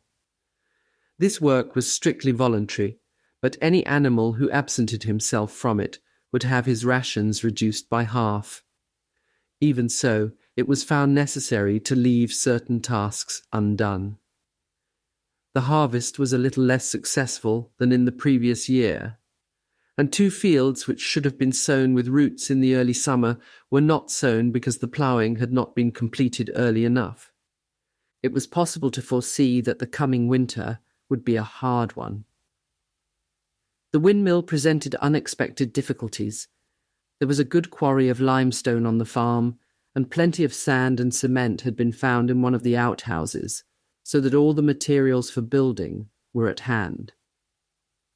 But the problem the animals could not at first solve was how to break up the stone into pieces of suitable size. There seemed no way of doing this except with picks and crowbars, which no animal could use, because no animal could stand on his hind legs.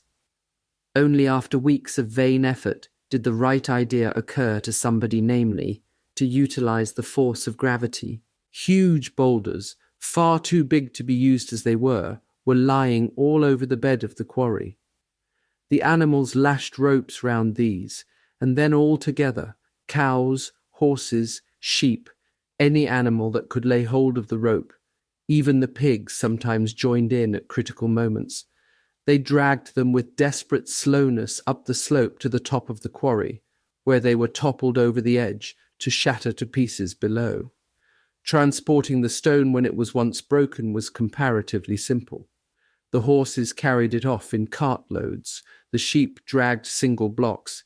Even Muriel and Benjamin yoked themselves into an old governess cart and did their share. By late summer, a sufficient store of stone had accumulated, and then the building began, under the superintendence of the pigs. But it was a slow, laborious process. Frequently it took a whole day of exhausting effort to drag a single boulder to the top of the quarry, and sometimes when it was pushed over the edge, it failed to break. Nothing could have been achieved without Boxer, whose strength seemed equal to that of all the rest of the animals put together.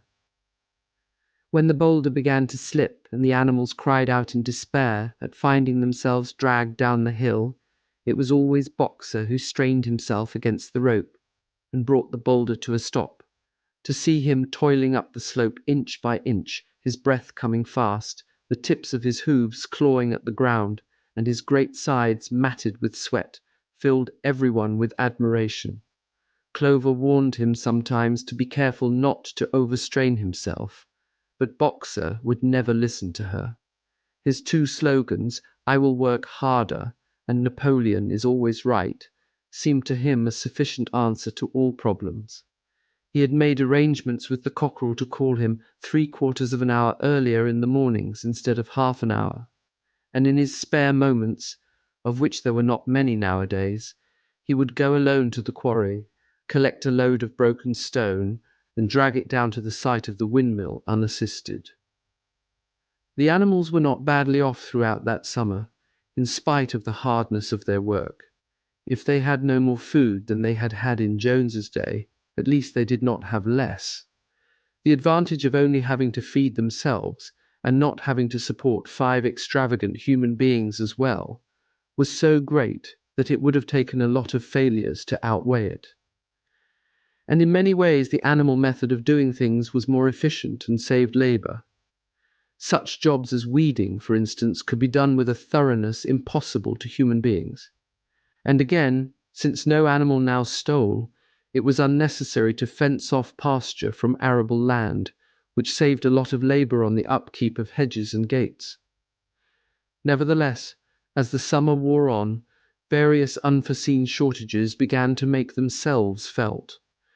There was need of paraffin oil, nails, string, dog biscuits, and iron for the horses' shoes, none of which could be produced on the farm. Later, there would also be need for seeds and artificial manures, besides various tools, and finally, the machinery for the windmill. How these were to be procured, no one was able to imagine. One Sunday morning, when the animals assembled to receive their orders, Napoleon announced that he had decided upon a new policy. From now onwards, Animal Farm would engage in trade with the neighboring farms, not of course for any commercial purpose, but simply in order to obtain certain materials which were urgently necessary. The needs of the windmill must override everything else, he said.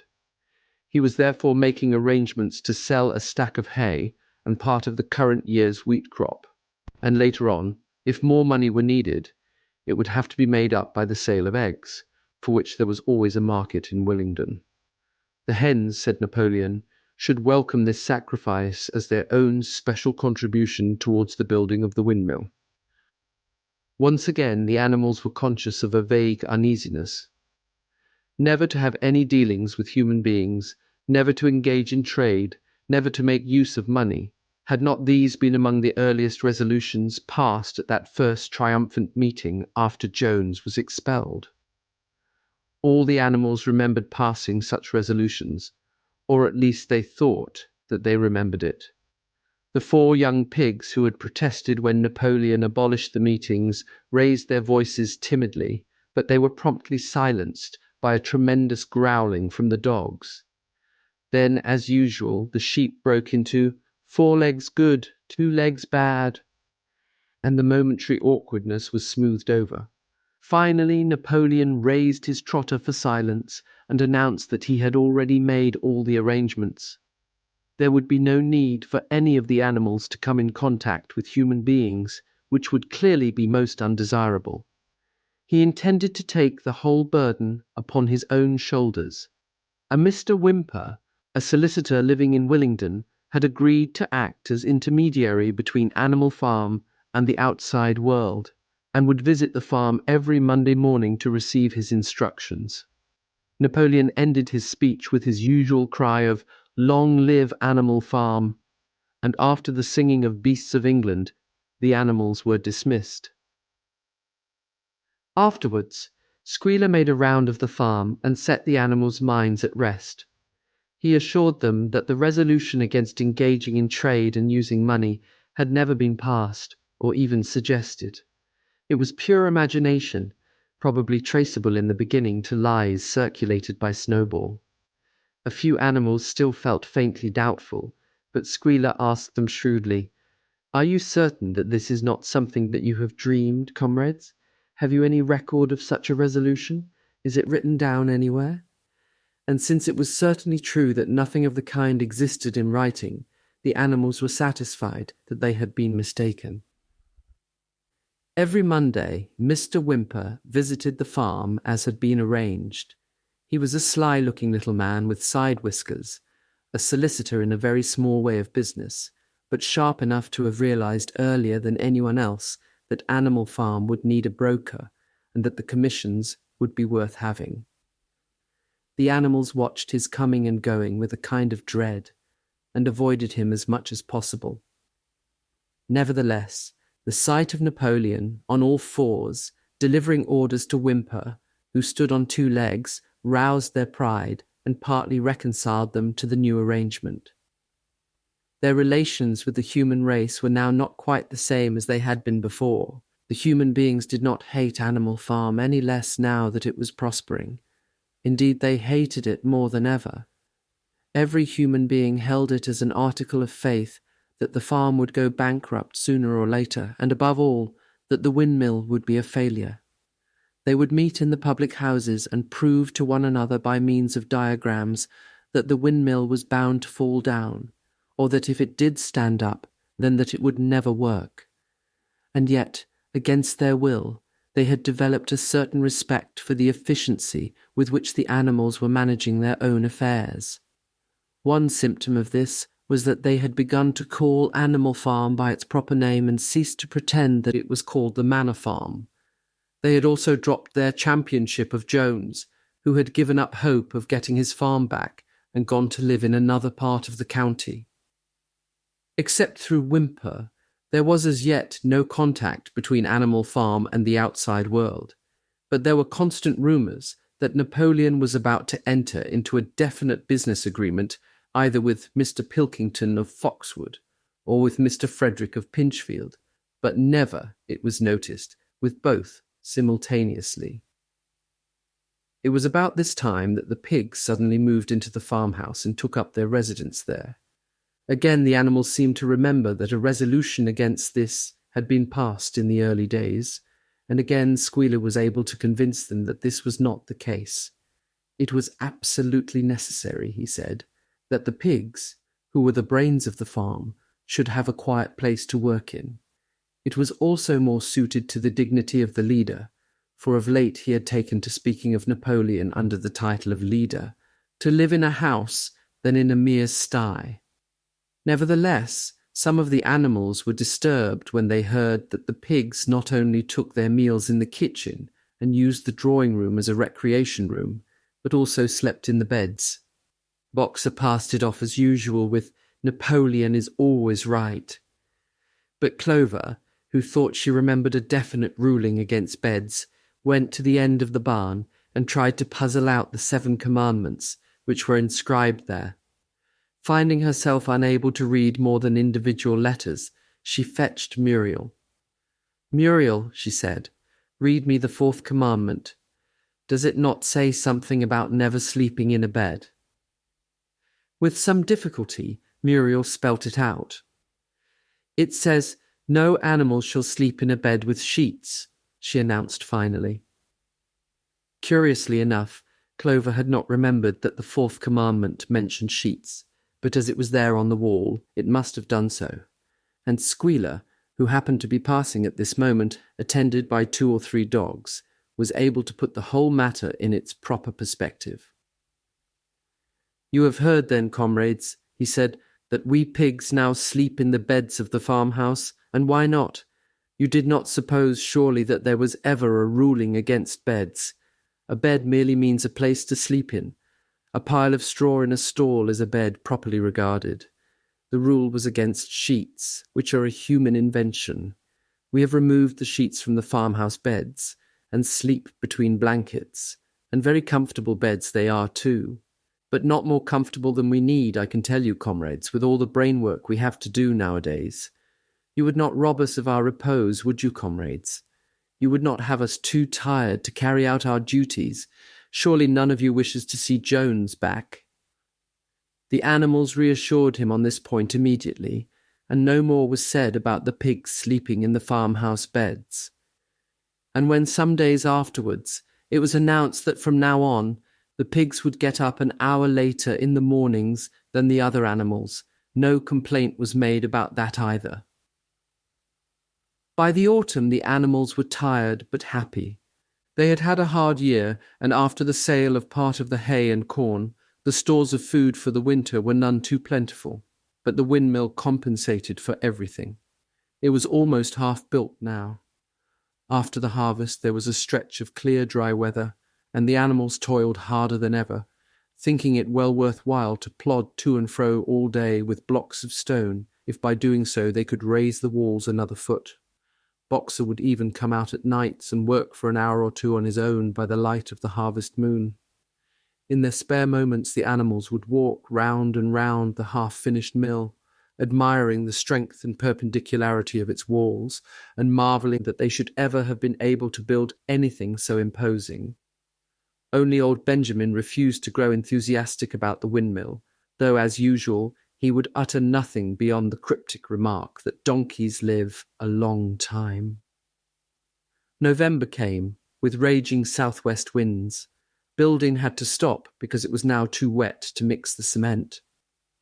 Finally, there came a night when the gale was so violent that the farm buildings rocked on their foundations and several tiles were blown off the roof of the barn.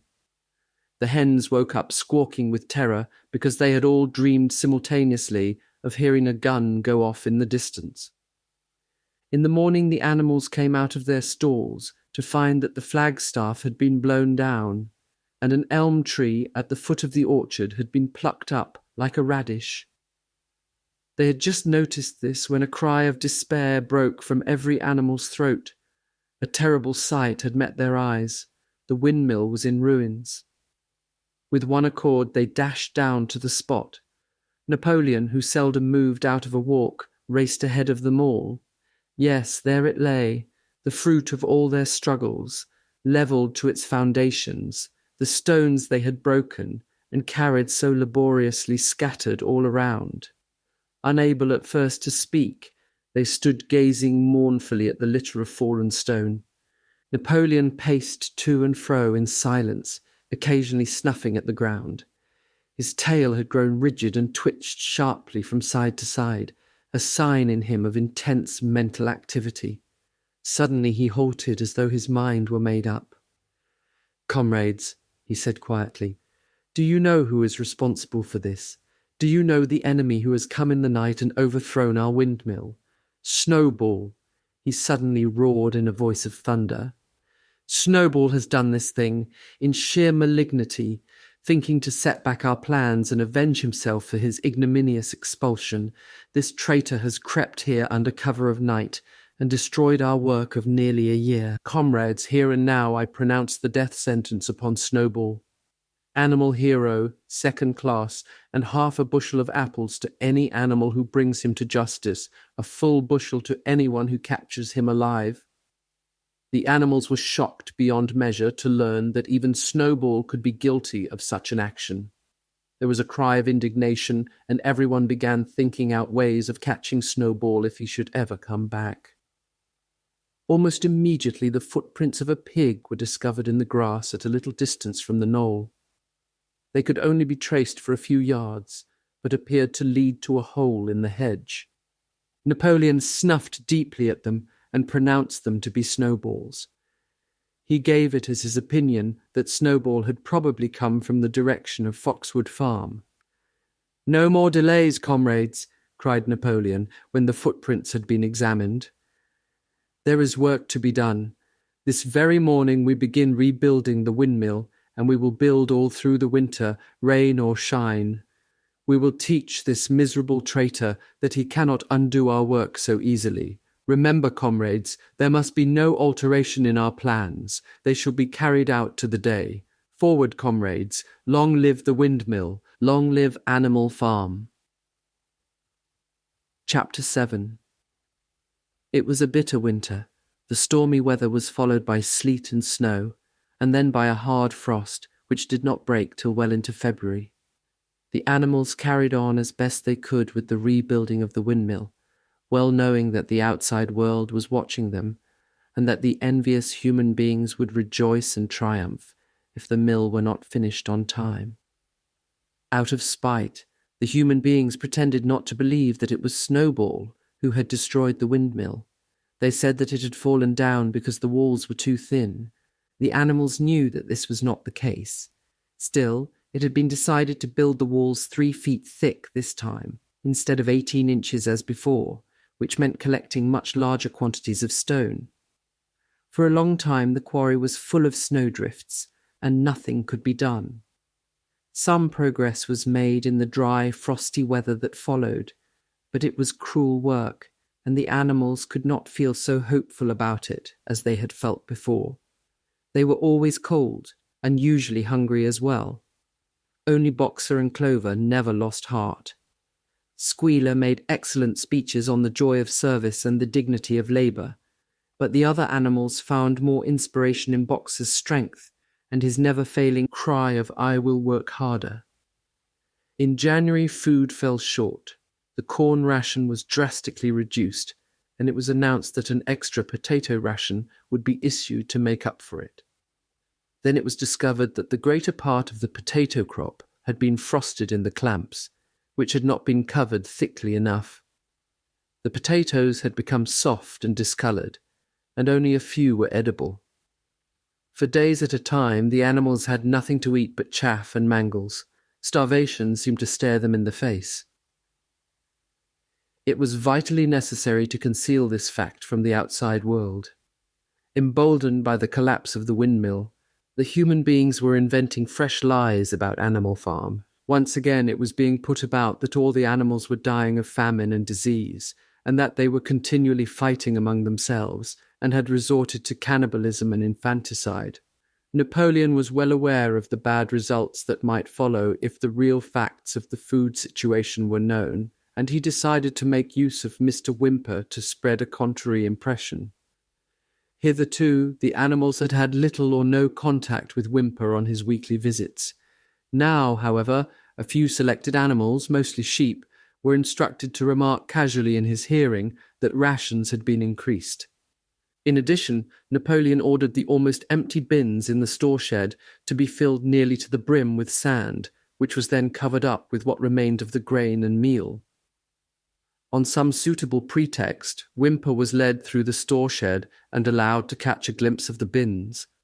He was deceived, and continued to report to the outside world that there was no food shortage on Animal Farm. Nevertheless, towards the end of January it became obvious that it would be necessary to procure some more grain from somewhere. In these days Napoleon rarely appeared in public, but spent all his time in the farmhouse, which was guarded at each door by fierce-looking dogs.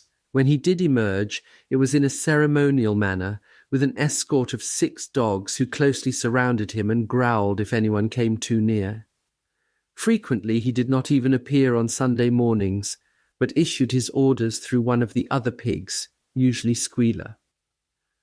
One Sunday morning, Squealer announced that the hens, who had just come in to lay again, must surrender their eggs. Napoleon had accepted, through Whimper, a contract for 400 eggs a week. The price of these would pay for enough grain and meal to keep the farm going till summer came on and conditions were easier. When the hens heard this, they raised a terrible outcry. They had been warned earlier that this sacrifice might be necessary, but had not believed that it would really happen. They were just getting their clutches ready for the spring sitting, and they protested that to take the eggs away now was murder. For the first time since the expulsion of Jones, there was something resembling a rebellion. Led by 3 young black Minorca pullets, the hens made a determined effort to thwart Napoleon's wishes. Their method was to fly up to the rafters and there lay their eggs, which smashed to pieces on the floor. Napoleon acted swiftly and ruthlessly. He ordered the hens' rations to be stopped and decreed that any animal giving so much as a grain of corn to a hen should be punished by death. The dogs saw to it that these orders were carried out. For 5 days the hens held out, then they capitulated and went back to their nesting boxes. 9 hens had died in the meantime. Their bodies were buried in the orchard, and it was given out that they had died of coccidiosis. Whimper heard nothing of this affair, and the eggs were duly delivered, a grocer's van driving up to the farm once a week to take them away. All this while, no more had been seen of Snowball. He was rumoured to be hiding on one of the neighbouring farms, either Foxwood or Pinchfield. Napoleon was by this time on slightly better terms with the other farmers than before. It happened that there was in the yard a pile of timber which had been stacked there 10 years earlier when a beech spinney was cleared. It was well seasoned, and Whimper had advised Napoleon to sell it. Both Mr. Pilkington and Mr. Frederick were anxious to buy it. Napoleon was hesitating between the two, unable to make up his mind. It was noticed that whenever he seemed on the point of coming to an agreement with Frederick, Snowball was declared to be in hiding at Foxwood, while, when he inclined toward Pilkington, Snowball was said to be at Pinchfield. Suddenly, early in the spring, an alarming thing was discovered. Snowball was secretly frequenting the farm by night. The animals were so disturbed that they could hardly sleep in their stalls. Every night, it was said, he came creeping in under cover of darkness and performed all kinds of mischief.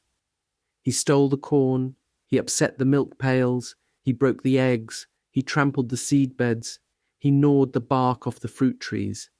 Whenever anything went wrong, it became usual to attribute it to Snowball. If a window was broken or a drain was blocked up, someone was certain to say that Snowball had come in the night and done it, and when the key of the store shed was lost, the whole farm was convinced that Snowball had thrown it down the well. Curiously enough, they went on believing this even after the mislaid key was found under a sack of meal. The cows declared unanimously that Snowball crept into their stalls and milked them in their sleep. The rats, which had been troublesome that winter, were also said to be in league with Snowball. Napoleon decreed that there should be a full investigation into Snowball's activities. With his dogs in attendance, he set out and made a careful tour of inspection of the farm buildings, the other animals following at a respectful distance. At every few steps, Napoleon stopped and snuffed the ground for traces of Snowball's footsteps, which, he said, he could detect by the smell.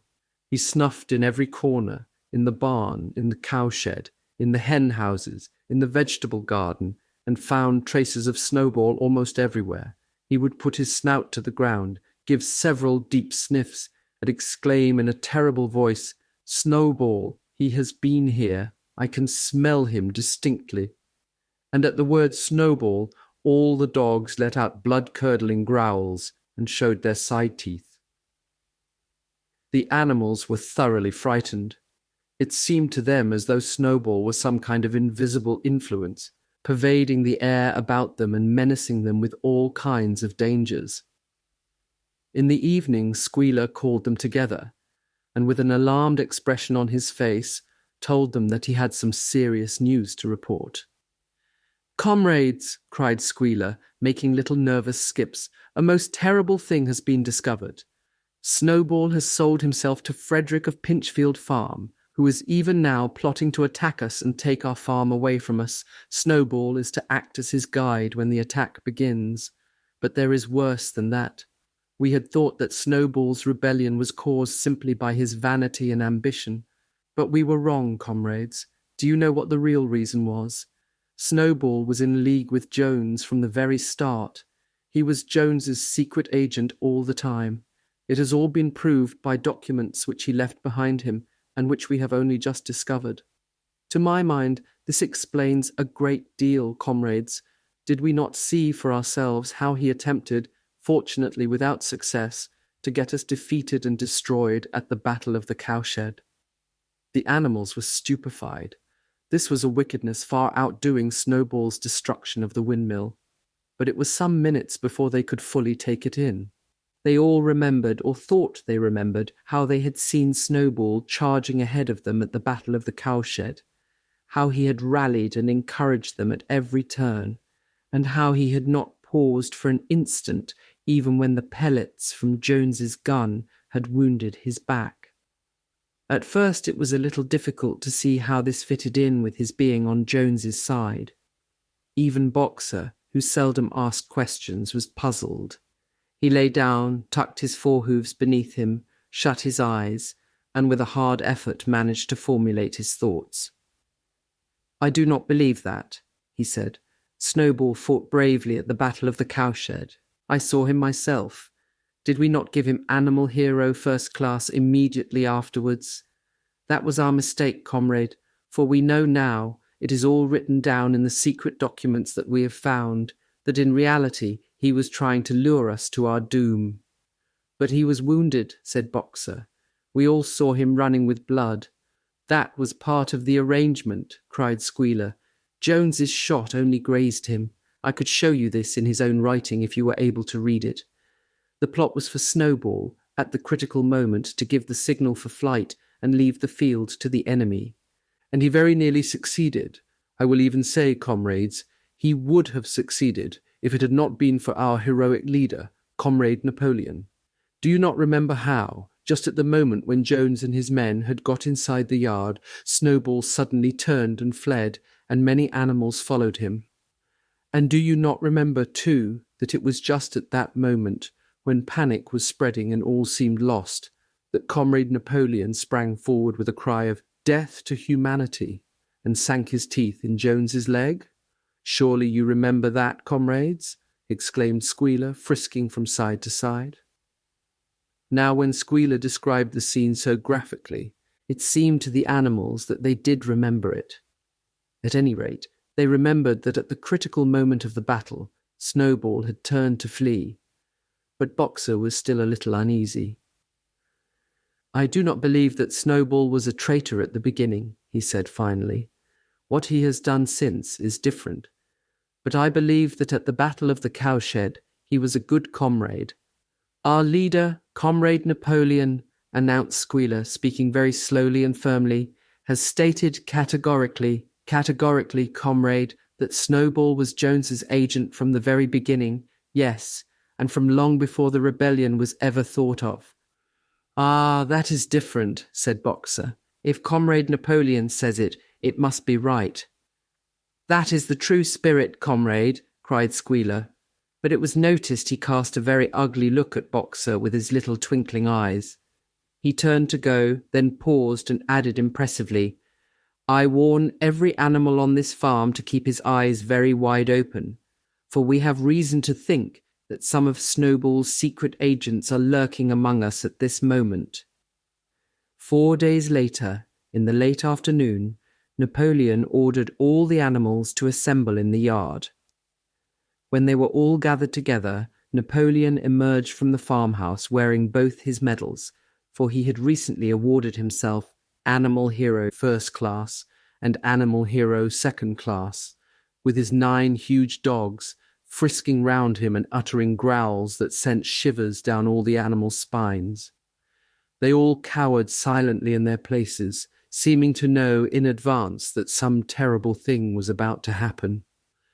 Napoleon stood sternly surveying his audience. Then he uttered a high-pitched whimper. Immediately the dogs bounded forward, seized 4 of the pigs by the ear and dragged them, squealing with pain and terror, to Napoleon's feet. The pigs' ears were bleeding, the dogs had tasted blood, and for a few moments they appeared to go quite mad. To the amazement of everybody, 3 of them flung themselves upon Boxer. Boxer saw them coming and put out his great hoof, caught a dog in mid-air, and pinned him to the ground. The dog shrieked for mercy, and the other 2 fled with their tails between their legs. Boxer looked at Napoleon to know whether he should crush the dog to death or let it go. Napoleon appeared to change countenance, and sharply ordered Boxer to let the dog go, whereat Boxer lifted his hoof, and the dog slunk away, bruised and howling. Presently the tumult died down. The 4 pigs waited, trembling, with guilt written on every line of their countenances. Napoleon now called upon them to confess their crimes. They were the same 4 pigs as had protested when Napoleon abolished the Sunday meetings. Without any further prompting, they confessed that they had been secretly in touch with Snowball ever since his expulsion, that they had collaborated with him in destroying the windmill, and that they had entered into an agreement with him to hand over Animal Farm to Mr. Frederick. They added that Snowball had privately admitted to them that he had been Jones's secret agent for years past. When they had finished their confession, the dogs promptly tore their throats out, and in a terrible voice, Napoleon demanded whether any other animal had anything to confess. The 3 hens, who had been the ringleaders in the attempted rebellion over the eggs, now came forward and stated that Snowball had appeared to them in a dream and incited them to disobey Napoleon's orders. They too were slaughtered. Then a goose came forward and confessed to having secreted 6 ears of corn during their last year's harvest and eaten them in the night. Then a sheep confessed to having urinated in the drinking pool, urged to do this, so she said, by Snowball, and 2 other sheep confessed to having murdered an old ram, an especially devoted follower of Napoleon, by chasing him round and round a bonfire when he was suffering from a cough. They were all slain on the spot, and so the tale of confessions and executions went on until there was a pile of corpses lying before Napoleon's feet, and the air was heavy with the smell of blood, which had been unknown there since the expulsion of Jones. When it was all over, the remaining animals, except for the pigs and dogs, crept away in a body. They were shaken and miserable. They did not know which was more shocking, the treachery of the animals who had leagued themselves with Snowball, or the cruel retribution they had just witnessed. In the old days there had often been scenes of bloodshed equally terrible, but it seemed to all of them that it was far worse now that it was happening among themselves. Since Jones had left the farm until today, no animal had killed another animal. Not even a rat had been killed. They had made their way onto the little knoll where the half-finished windmill stood, and with one accord they all lay down as though huddling together for warmth. Clover, Muriel, Benjamin, the cows, the sheep, and a whole flock of geese and hens, everyone, indeed, except the cat, who had suddenly disappeared just before Napoleon ordered the animals to assemble. For some time, nobody spoke. Only Boxer remained on his feet. He fidgeted to and fro, swishing his long black tail against his sides, and occasionally uttering a little whinny of surprise. Finally he said, "I do not understand it. I would not have believed that such things could happen on our farm. It must be due to some fault in ourselves. The solution, as I see it, is to work harder. From now onwards, I shall get up a full hour earlier in the mornings." And he moved off at his lumbering trot and made for the quarry. Having got there, he collected 2 successive loads of stone and dragged them down to the windmill before retiring for the night. The animals huddled about Clover, not speaking. The knoll where they were lying gave them a wide prospect across the countryside. Most of Animal Farm was within their view. The long pasture stretching down to the main road, the hayfield, the spinney, the drinking pool, the ploughed fields where the young wheat was thick and green, and the red roofs of the farm buildings with the smoke curling from the chimneys. It was a clear spring evening. The grass and the bursting hedges were gilded by the level rays of the sun. Never had the farm, and with a kind of surprise they remembered that it was their own farm, every inch of it their own property, appeared to the animals so desirable a place. As Clover looked down the hillside, her eyes filled with tears. If she could have spoken her thoughts, it would have been to say that this was not what they had aimed at when they had set themselves years ago to work for the overthrow of the human race. These scenes of terror and slaughter were not what they had looked forward to on that night when old Major first stirred them to rebellion. If she herself had had any picture of the future, it had been of a society of animals set free from hunger and the whip, all equal, each working according to his capacity, the strong protecting the weak, as she had protected the lost brood of ducklings with her foreleg on the night of Major's speech.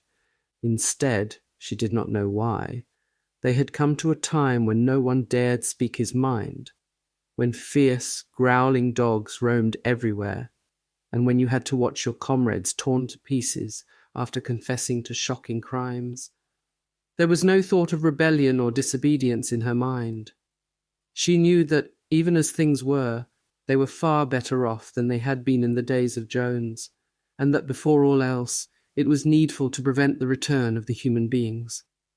Whatever happened, she would remain faithful, work hard, carry out the orders that were given to her, and accept the leadership of Napoleon. But still, it was not for this that she and all the other animals had hoped and toiled. It was not for this that they had built the windmill and faced the bullets of Jones's gun. Such were her thoughts, though she lacked the words to express them. At last, feeling this to be in some way a substitute for the words she was unable to find, she began to sing Beasts of England. The other animals sitting round her took it up, and they sang it 3 times over, very tunefully, but slowly and mournfully, in a way they had never sung it before. They had just finished singing it for the 3rd time when Squealer, attended by 2 dogs, approached them with the air of having something important to say. He announced that by a special decree of Comrade Napoleon, Beasts of England had been abolished. From now onwards, it was forbidden to sing it. The animals were taken aback. "Why?" cried Muriel. "It's no longer needed, comrade," said Squealer stiffly. "Beasts of England was the song of the rebellion, but the rebellion is now completed. The execution of the traitors this afternoon was the final act. The enemy, both external and internal, has been defeated. In Beasts of England we expressed our longing for a better society in days to come, but that society has now been established. Clearly this song has no longer any purpose." Frightened though they were, some of the animals might possibly have protested, but at this moment the sheep set up their usual bleating of 4 legs good, 2 legs bad, which went on for several minutes and put an end to the discussion. So Beasts of England was heard no more.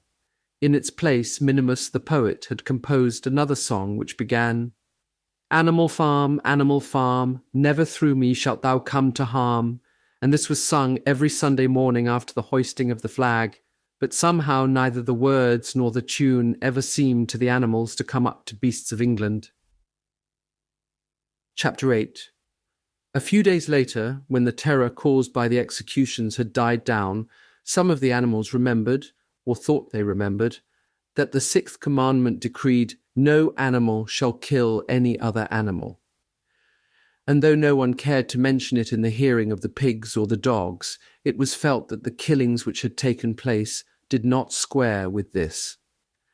Clover asked Benjamin to read her the 6th commandment, and when Benjamin, as usual, said that he refused to meddle in such matters, she fetched Muriel. Muriel read the commandment for her. It ran, "No animal shall kill any other animal without cause." Somehow or other, the last two words had slipped out of the animal's memory. But they saw now that the commandment had not been violated, for clearly there was good reason for killing the traitors who had leagued themselves with Snowball. Throughout the year, the animals worked even harder than they had worked in the previous year. To rebuild the windmill, with walls twice as thick as before, and to finish it by the appointed date, together with the regular work of the farm, was a tremendous labour. There were times when it seemed to the animals that they worked longer hours and fed no better than they had done in Jones's day. On Sunday mornings, Squealer, holding down a long strip of paper with his trotter, would read out to them lists of figures proving that the production of every class of foodstuff had increased by 200%, 300%, or 500%, as the case might be. The animals saw no reason to disbelieve him, especially as they could no longer remember very clearly what conditions had been like before the rebellion. All the same, there were days when they felt that they would sooner have had less figures and more food. All orders were now issued through Squealer or one of the other pigs. Napoleon himself was not seen in public as often as once in a fortnight. When he did appear, he was attended not only by his retinue of dogs, but by a black cockerel who marched in front of him and acted as a kind of trumpeter, letting out a loud cock-a-doodle-doo before Napoleon spoke. Even in the farmhouse, it was said, Napoleon inhabited separate apartments from the others. He took his meals alone, with 2 dogs to wait upon him, and always ate from the Crown Derby dinner service, which had been in the glass cupboard in the drawing-room. It was also announced that the gun would be fired every year on Napoleon's birthday, as well as on the other 2 anniversaries. Napoleon was now never spoken of simply as Napoleon. He was always referred to in formal style as our leader, Comrade Napoleon, and this pigs liked to invent for him such titles as Father of all animals, Terror of mankind, Protector of the sheepfold, Duckling's friend, and the like. In his speeches, Squealer would talk with the tears rolling down his cheeks of Napoleon's wisdom, the goodness of his heart, and the deep love he bore to all animals everywhere, even and especially the unhappy animals who still lived in ignorance and slavery on other farms. It had become usual to give Napoleon the credit for every successful achievement and every stroke of good fortune. You would often hear one hen remark to another, "Under the guidance of our leader, Comrade Napoleon, I have laid 5 eggs in 6 days." Or 2 cows, enjoying a drink at the pool, would exclaim, "Thanks to the leadership of Comrade Napoleon, how excellent this water tastes." The general feeling on the farm was well expressed in a poem entitled Comrade Napoleon, which was composed by Minimus, and which ran as follows: "Friend of fatherless, fountain of happiness, lord of the swill bucket, oh, how my soul is on fire when I gaze at thy calm and commanding eye, like the sun in the sky, Comrade Napoleon. Thou art the giver of all that thy creatures love, full belly twice a day, clean straw to roll upon. Every beast, great or small, sleeps at peace in his stall. Thou watchest over all, Comrade Napoleon. Had I a sucking pig, ere he had grown as big even as a pint bottle or as a rolling pin, he should have learned to be faithful and true to thee. Yes, his first squeak should be Comrade Napoleon." Napoleon approved of this poem and caused it to be inscribed on the wall of the big barn, at the opposite end from the 7 Commandments. It was surmounted by a portrait of Napoleon, in profile, executed by Squealer in white paint. Meanwhile, through the agency of Whymper, Napoleon was engaged in complicated negotiations with Frederick and Pilkington. The pile of timber was still unsold. Of the 2, Frederick was the more anxious to get hold of it, but he would not offer a reasonable price. At the same time, there were renewed rumours that Frederick and his men were plotting to attack Animal Farm and to destroy the windmill, the building of which had aroused furious jealousy in him. Snowball was known to be still skulking on Pinchfield Farm. In the middle of the summer, the animals were alarmed to hear that 3 hens had come forward and confessed that, inspired by Snowball, They had entered into a plot to murder Napoleon. They were executed immediately, and fresh precautions for Napoleon's safety were taken. 4 dogs guarded his bed at night, 1 at each corner, and a young pig named Pink Eye was given the task of tasting all his food before he ate it, lest it should be poisoned. At about the same time it was given out that Napoleon had arranged to sell the pile of timber to Mr. Pilkington. He was also going to enter into a regular agreement for the exchange of certain products between Animal Farm and Foxwood. The relations between Napoleon and Pilkington, though they were only conducted through Whymper, were now almost friendly. The animals distrusted Pilkington as a human being, but greatly preferred him to Frederick, whom they both feared and hated.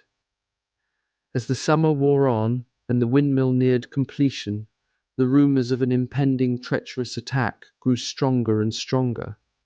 Frederick, it was said, intended to bring against them 20 men all armed with guns, and he had already bribed the magistrates and police, so that if he could once get hold of the title deeds of Animal Farm, they would ask no questions. Moreover, terrible stories were leaking out from Pinchfield about the cruelties that Frederick practiced upon his animals. He had flogged an old horse to death, he starved his cows, he had killed a dog by throwing it into the furnace, he amused himself in the evenings by making cocks fight with splinters of razor blade tied to their spurs.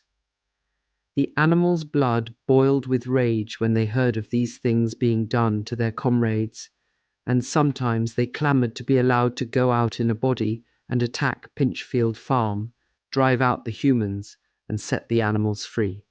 But Squealer counselled them to avoid rash actions and trust in Comrade Napoleon's strategy. Nevertheless, feeling against Frederick continued to run high. One Sunday morning, Napoleon appeared in the barn and explained that he had never at any time contemplated selling the pile of timber to Frederick. He considered it beneath his dignity, he said, to have dealings with scoundrels of that description. The pigeons who were still sent out to spread tidings of the rebellion were forbidden to set foot anywhere on Foxwood, and were also ordered to drop their former slogan of death to humanity in favour of death to Frederick. In the late summer, yet another of Snowball's machinations was laid bare. The wheat crop was full of weeds, and it was discovered that on one of his nocturnal visits, Snowball had mixed weed seeds with the seed corn. A gander who had been privy to the plot had confessed his guilt to Squealer and immediately committed suicide by swallowing deadly nightshade berries. The animals now also learned that Snowball had never, as many of them had believed hitherto, received the order of Animal Hero First Class. This was merely a legend which had been spread some time after the Battle of the Cowshed by Snowball himself. So far from being decorated, he had been censured for showing cowardice in the battle. Once again, some of the animals heard this with a certain bewilderment, but Squealer was soon able to convince them that their memories had been at fault. In the autumn, by a tremendous, exhausting effort, for the harvest had to be gathered at almost the same time, the windmill was finished.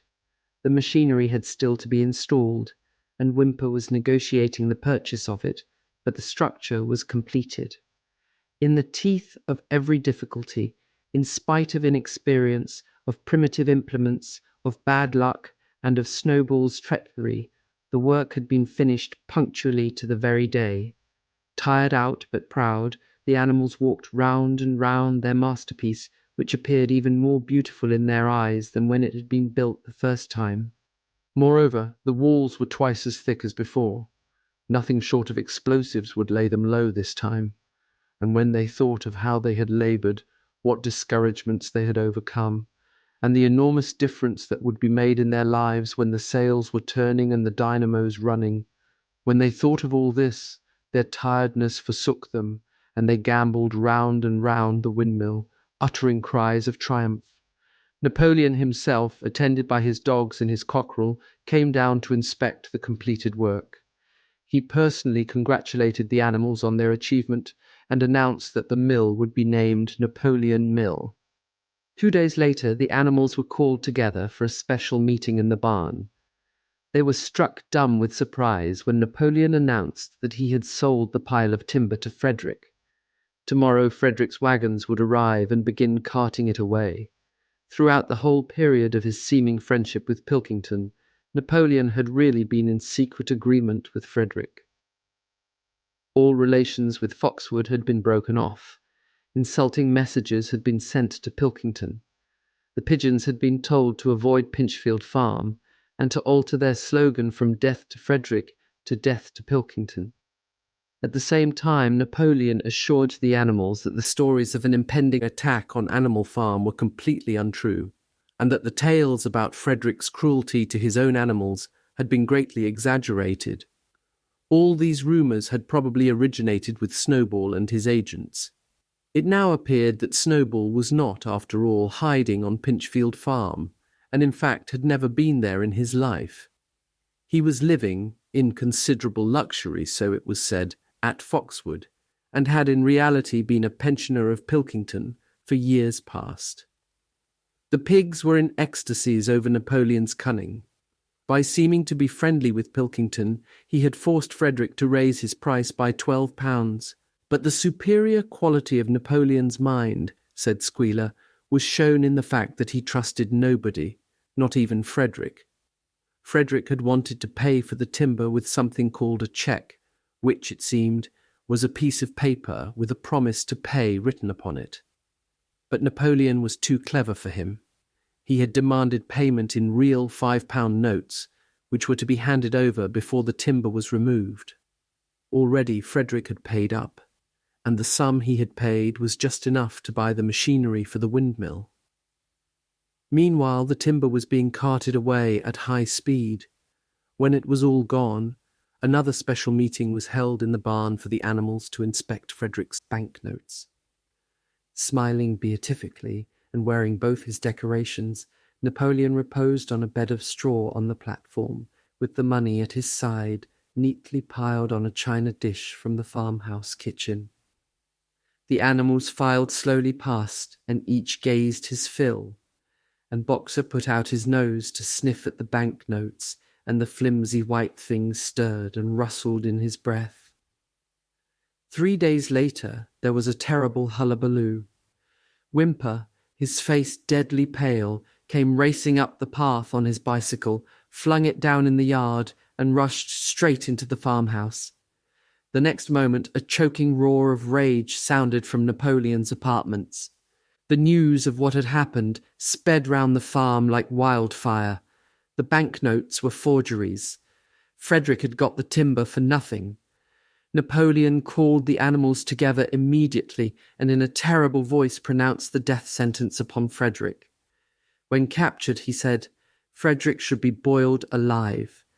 At the same time, he warned them that after this treacherous deed, the worst was to be expected. Frederick and his men might make their long-expected attack at any moment. Sentinels were placed at all the approaches to the farm. In addition, 4 pigeons were sent to Foxwood with a conciliatory message, which it was hoped might re-establish good relations with Pilkington. The very next morning the attack came. The animals were at breakfast when the lookouts came racing in with the news that Frederick and his followers had already come through the 5-barred gate. Boldly enough, the animals sallied forth to meet them, but this time they did not have the easy victory that they had had in the Battle of the Cowshed. There were 15 men, with half a dozen guns between them, and they opened fire as soon as they got within 50 yards. The animals could not face the terrible explosions and the stinging pellets, and in spite of the efforts of Napoleon and Boxer to rally them, they were soon driven back. A number of them were already wounded. They took refuge in the farm buildings and peeped cautiously out from chinks and knotholes. The whole of the big pasture, including the windmill, was in the hands of the enemy.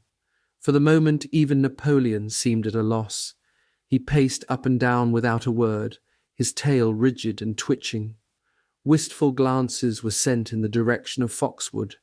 If Pilkington and his men would help them, the day might yet be won. But at this moment the 4 pigeons, who had been sent out on the day before, returned, one of them bearing a scrap of paper from Pilkington. On it was pencilled the words, "Serves you right." Meanwhile, Frederick and his men had halted about the windmill. The animals watched them, and a murmur of dismay went round. 2 of the men had produced a crowbar and a sledgehammer. They were going to knock the windmill down. "Impossible!" cried Napoleon. "We have built the walls far too thick for that. They could not knock it down in a week. Courage, comrades!" But Benjamin was watching the movements of the men intently. The 2 with the hammer and the crowbar were drilling a hole near the base of the windmill. Slowly, and with an air almost of amusement, Benjamin nodded his long muzzle. "I thought so," he said. "Do you not see what they are doing? In another moment, they are going to pack blasting powder into that hole." Terrified, the animals waited. It was impossible now to venture out of the shelter of the buildings. After a few minutes, the men were seen to be running in all directions. Then there was a deafening roar. The pigeons swirled into the air, and all the animals except Napoleon flung themselves flat on their bellies and hid their faces. When they got up again, a huge cloud of black smoke was hanging where the windmill had been. Slowly the breeze drifted it away. The windmill had ceased to exist. At this sight, the animals' courage returned to them. The fear and despair they had felt a moment earlier were drowned in their rage against this vile, contemptible act. A mighty cry for vengeance went up, and without waiting for further orders, they charged forth in a body and made straight for the enemy. This time they did not heed the cruel pellets that swept over them like hail. It was a savage, bitter battle. The men fired again, and when the animals got to close quarters, lashed out with their sticks and their heavy boots. A cow, 3 sheep, and 2 geese were killed, and nearly everyone was wounded. Even Napoleon, who was directing operations from the rear, had the tip of his tail chipped by a pellet. But the men did not go unscathed either. 3 of them had their heads broken by blows from Boxer's hooves. Another was gored in the belly by a cow's horn. Another had his trousers nearly torn off by Jessie and Bluebell. And when the 9 dogs of Napoleon's own bodyguard, whom he had instructed to make a detour under cover of the hedge, suddenly appeared on the men's flank, baying ferociously, panic overtook them. They saw that they were in danger of being surrounded.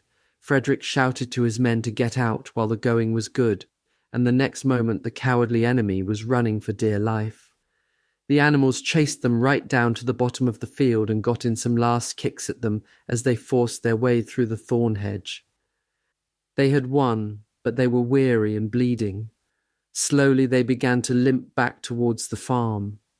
The sight of their dead comrades stretched upon the grass moved some of them to tears, and for a little while they halted in sorrowful silence at the place where the windmill had once stood. Yes, it was gone. Almost the last trace of their labour was gone. Even the foundations were partially destroyed. And in rebuilding it, they could not, this time, as before, make use of the fallen stones. This time the stones had vanished too. The force of the explosion had flung them to distances of hundreds of yards. It was as though the windmill had never been. As they approached the farm, Squealer, who had unaccountably been absent during the fighting, came skipping towards them, whisking his tail and beaming with satisfaction. And the animals heard from the direction of the farm buildings the solemn booming of a gun. "What is that gun firing for?" said Boxer. "To celebrate our victory," cried Squealer. "What victory?" said Boxer. His knees were bleeding, he had lost a shoe and split his hoof, and a dozen pellets had lodged themselves in his hind leg. "What victory, comrade? Have we not driven the enemy off our soil, the sacred soil of Animal Farm? But they have destroyed the windmill, and we had worked on it for 2 years. What matter? We will build another windmill. We will build 6 windmills if we feel like it. You do not appreciate, comrade, the mighty thing that we have done. The enemy was in occupation of this very ground that we stand upon. And now, thanks to the leadership of Comrade Napoleon, we have won every inch of it back again." "Then we have won back what we had before," said Boxer. "That is our victory," said Squealer. They limped into the yard. The pellets under the skin of Boxer's legs smarted painfully. He saw ahead of him the heavy labour of rebuilding the windmill from the foundations, and already in imagination he braced himself for the task.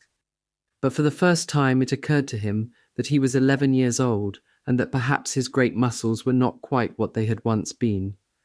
But when the animals saw the green flag flying, and heard the gun firing again, 7 times it was fired in all, and heard the speech that Napoleon made, congratulating them on their conduct, it did seem to them, after all, that they had won a great victory. The animals slain in the battle were given a solemn funeral. Boxer and Clover pulled the wagon which served as a hearse, and Napoleon himself walked at the head of the procession. 2 whole days were given over to celebrations. There were songs, speeches, and more firing of the gun, and a special gift of an apple was bestowed on every animal, with 2 ounces of corn for each bird, and 3 biscuits for each dog. It was announced that the battle would be called the Battle of the Windmill, and that Napoleon had created a new decoration, the Order of the Green Banner, which he had conferred upon himself. In the general rejoicings, the unfortunate affair of the banknotes was forgotten. It was a few days later than this that the pigs came upon a case of whisky in the cellars of the farmhouse. It had been overlooked at the time when the house was first occupied. That night there came from the farmhouse the sound of loud singing, in which, to everyone's surprise, the strains of Beasts of England were mixed up. At about 5:30 farmhouse. It had been overlooked at the time when the house was first occupied. That night there came from the farmhouse the sound of loud singing, in which, to everyone's surprise, the strains of Beasts of England were mixed up. At about 9:30, Napoleon, wearing an old bowler hat of Mr. Jones's, was distinctly seen to emerge from the back door, gallop rapidly round the yard, and disappear indoors again. But in the morning a deep silence hung over the farmhouse. Not a pig appeared to be stirring. It was nearly 9 o'clock when Squealer made his appearance, walking slowly and dejectedly, his eyes dull, his tail hanging limply behind him, and with every appearance of being seriously ill. He called the animals together and told them that he had a terrible piece of news to impart. Comrade Napoleon was dying. A cry of lamentation went up. Straw was laid down outside the doors of the farmhouse, and the animals walked on tiptoe. With tears in their eyes, they asked one another what they should do if their leader were taken away from them. A rumour went round that Snowball had, after all, contrived to introduce poison into Napoleon's food. At 11 o'clock, Squealer came out to make another announcement. As his last act upon earth, Comrade Napoleon had pronounced a solemn decree: the drinking of alcohol was to be punished by death. By the evening, however, Napoleon appeared to be somewhat better, and the following morning Squealer was able to tell them that he was well on the way to recovery. By the evening of that day, Napoleon was back at work, and on the next day it was learned that he had instructed Whymper to purchase in Willingdon some booklets on brewing and distilling. A week later, Napoleon gave orders that the small paddock beyond the orchard, which it had previously been intended to set aside as a grazing ground for animals who were past work, was to be ploughed up. It was given out that the pasture was exhausted and needed reseeding, but it soon became known that Napoleon intended to sow it with barley. About this time there occurred a strange incident which hardly anyone was able to understand. One night at about 12 o'clock there was a loud crash in the yard, and the animals rushed out of their stalls. It was a moonlit night. At the foot of the end wall of the big barn, where the 7 commandments were written, there lay a ladder broken in 2 pieces. Squealer, temporarily stunned, was sprawling beside it, and near at hand there lay a lantern, a paintbrush, and an overturned pot of white paint. The dogs immediately made a ring round Squealer and escorted him back to the farmhouse as soon as he was able to walk. None of the animals could form any idea as to what this meant, except old Benjamin, who nodded his muzzle with a knowing air and seemed to understand, but would say nothing. But a few days later, Muriel, reading over the 7 commandments to herself, noticed that there was yet another of them which the animals had remembered wrong. They had thought the 5th commandment was, "No animal shall drink alcohol," but there were 2 words that they had forgotten. Actually, the commandment read, "No animal shall drink alcohol to excess." Chapter 9. Boxer's split hoof was a long time in healing. They had started the rebuilding of the windmill the day after the victory celebrations were ended. Boxer refused to take even a day off work, and made it a point of honour not to let it be seen that he was in pain. In the evenings he would admit privately to Clover that the hoof troubled him a great deal. Clover treated the hoof with poultices of herbs which she prepared by chewing them, and both she and Benjamin urged Boxer to work less hard. "A horse's lungs do not last forever," she said to him. But Boxer would not listen. He had, he said, only one real ambition left, to see the windmill well under way before he reached the age for retirement. At the beginning, when the laws of Animal Farm were first formulated, the retiring age had been fixed for horses and pigs at 12, for cows at 14, for dogs at 9, for sheep at 7, and for hens and geese at 5. Liberal old-age pensions had been agreed upon. As yet no animal had actually retired on pension, but of late the subject had been discussed more and more. Now that the small field beyond the orchard had been set aside for barley, it was rumoured that a corner of the large pasture was to be fenced off and turned into a grazing ground for superannuated animals. For a horse, it was said, the pension would be 5 pounds of corn a day, and in winter 15 pounds of hay, with a carrot or possibly an apple on public holidays. Boxer's 12th birthday was due in the late summer of the following year. Meanwhile, life was hard. The winter was as cold as the last one had been, and food was even shorter. Once again, all rations were reduced, except those of the pigs and the dogs. A too rigid equality in rations, Squealer explained, would have been contrary to the principles of animalism. In any case, he had no difficulty in proving to the other animals that they were not in reality short of food, whatever the appearances might be. For the time being, certainly, it had been found necessary to make a readjustment of rations. Squealer always spoke of it as a readjustment, never as a reduction. But in comparison with the days of Jones, the improvement was enormous. Reading out the figures in a shrill, rapid voice, he proved to them in detail that they had more oats, more hay, more turnips than they had had in Jones's day, that they worked shorter hours, that their drinking water was of better quality, that they lived longer, that a larger proportion of their young ones survived infancy, and that they had more straw in their stalls and suffered less from fleas. The animals believed every word of it. Truth to tell, Jones and all he stood for had almost faded out of their memories. They knew that life nowadays was harsh and bare, that they were often hungry and often cold, and that they were usually working when they were not asleep. But doubtless it had been worse in the old days. They were glad to believe so. Besides, in those days they had been slaves, and now they were free, and that made all the difference, as Squealer did not fail to point out. There were many more mouths to feed now. In the autumn, the 4 sows had all littered about simultaneously, producing 31 young pigs between them. The young pigs were piebald, and as Napoleon was the only boar on the farm, it was possible to guess at their parentage. It was announced that later, when bricks and timber had been purchased, a schoolroom would be built in the farmhouse garden.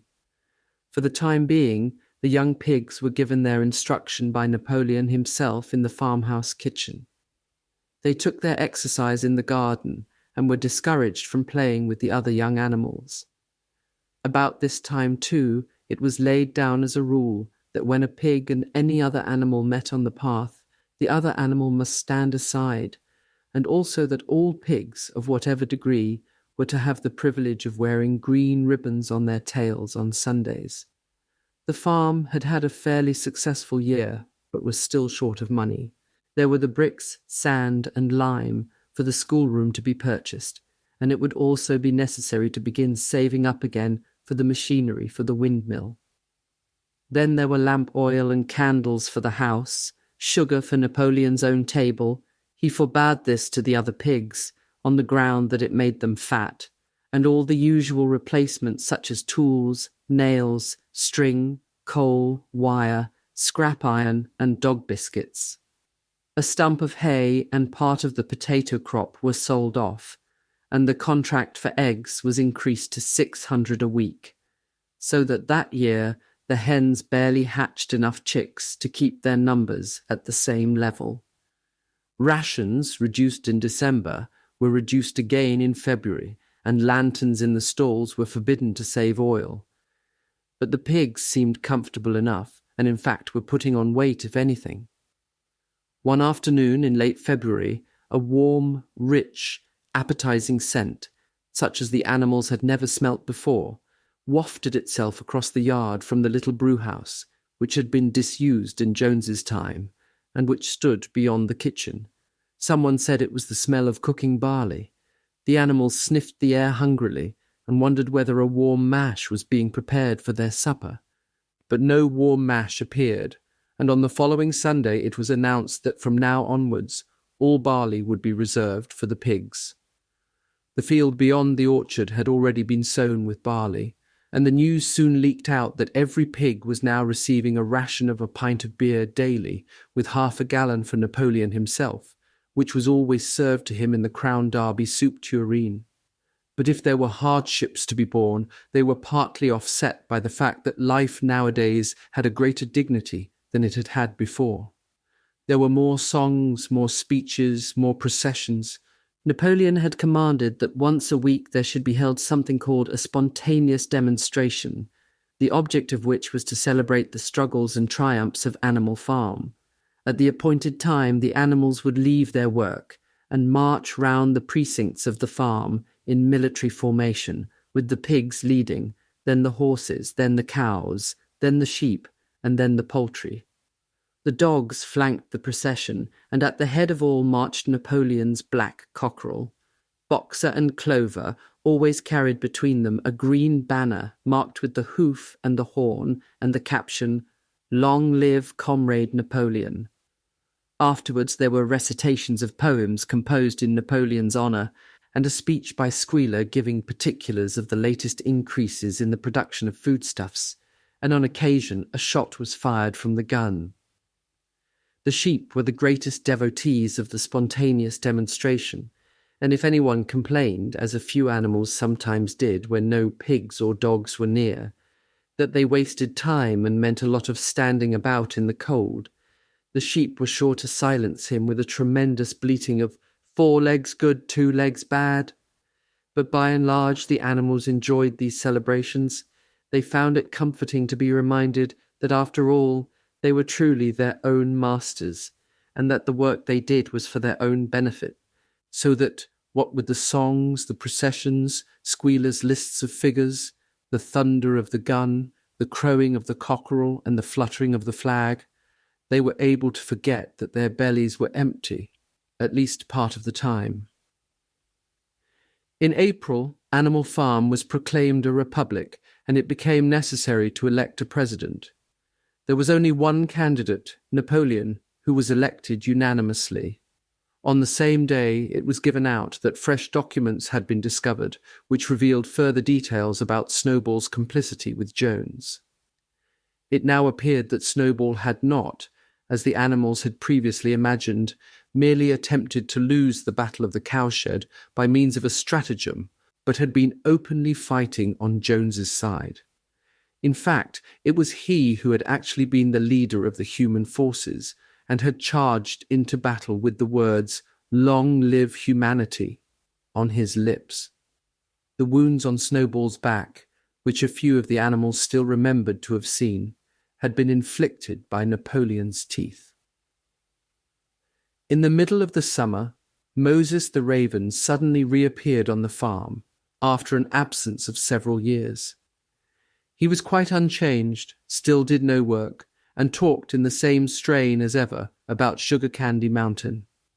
He would perch on a stump, flap his black wings, and talk by the hour to anyone who would listen. "Up there, comrades," he would say solemnly, pointing to the sky with his large beak. "Up there, just on the other side of that dark cloud that you can see, there it lies, Sugar Candy Mountain, that happy country where we poor animals shall rest forever from our labours." He even claimed to have been there on one of his higher flights, and to have seen the everlasting fields of clover and the linseed cake and lump sugar growing on the hedges. Many of the animals believed him. Their lives now, they reasoned, were hungry and laborious. Was it not right and just that a better world should exist somewhere else? A thing that was difficult to determine was the attitude of the pigs towards Moses.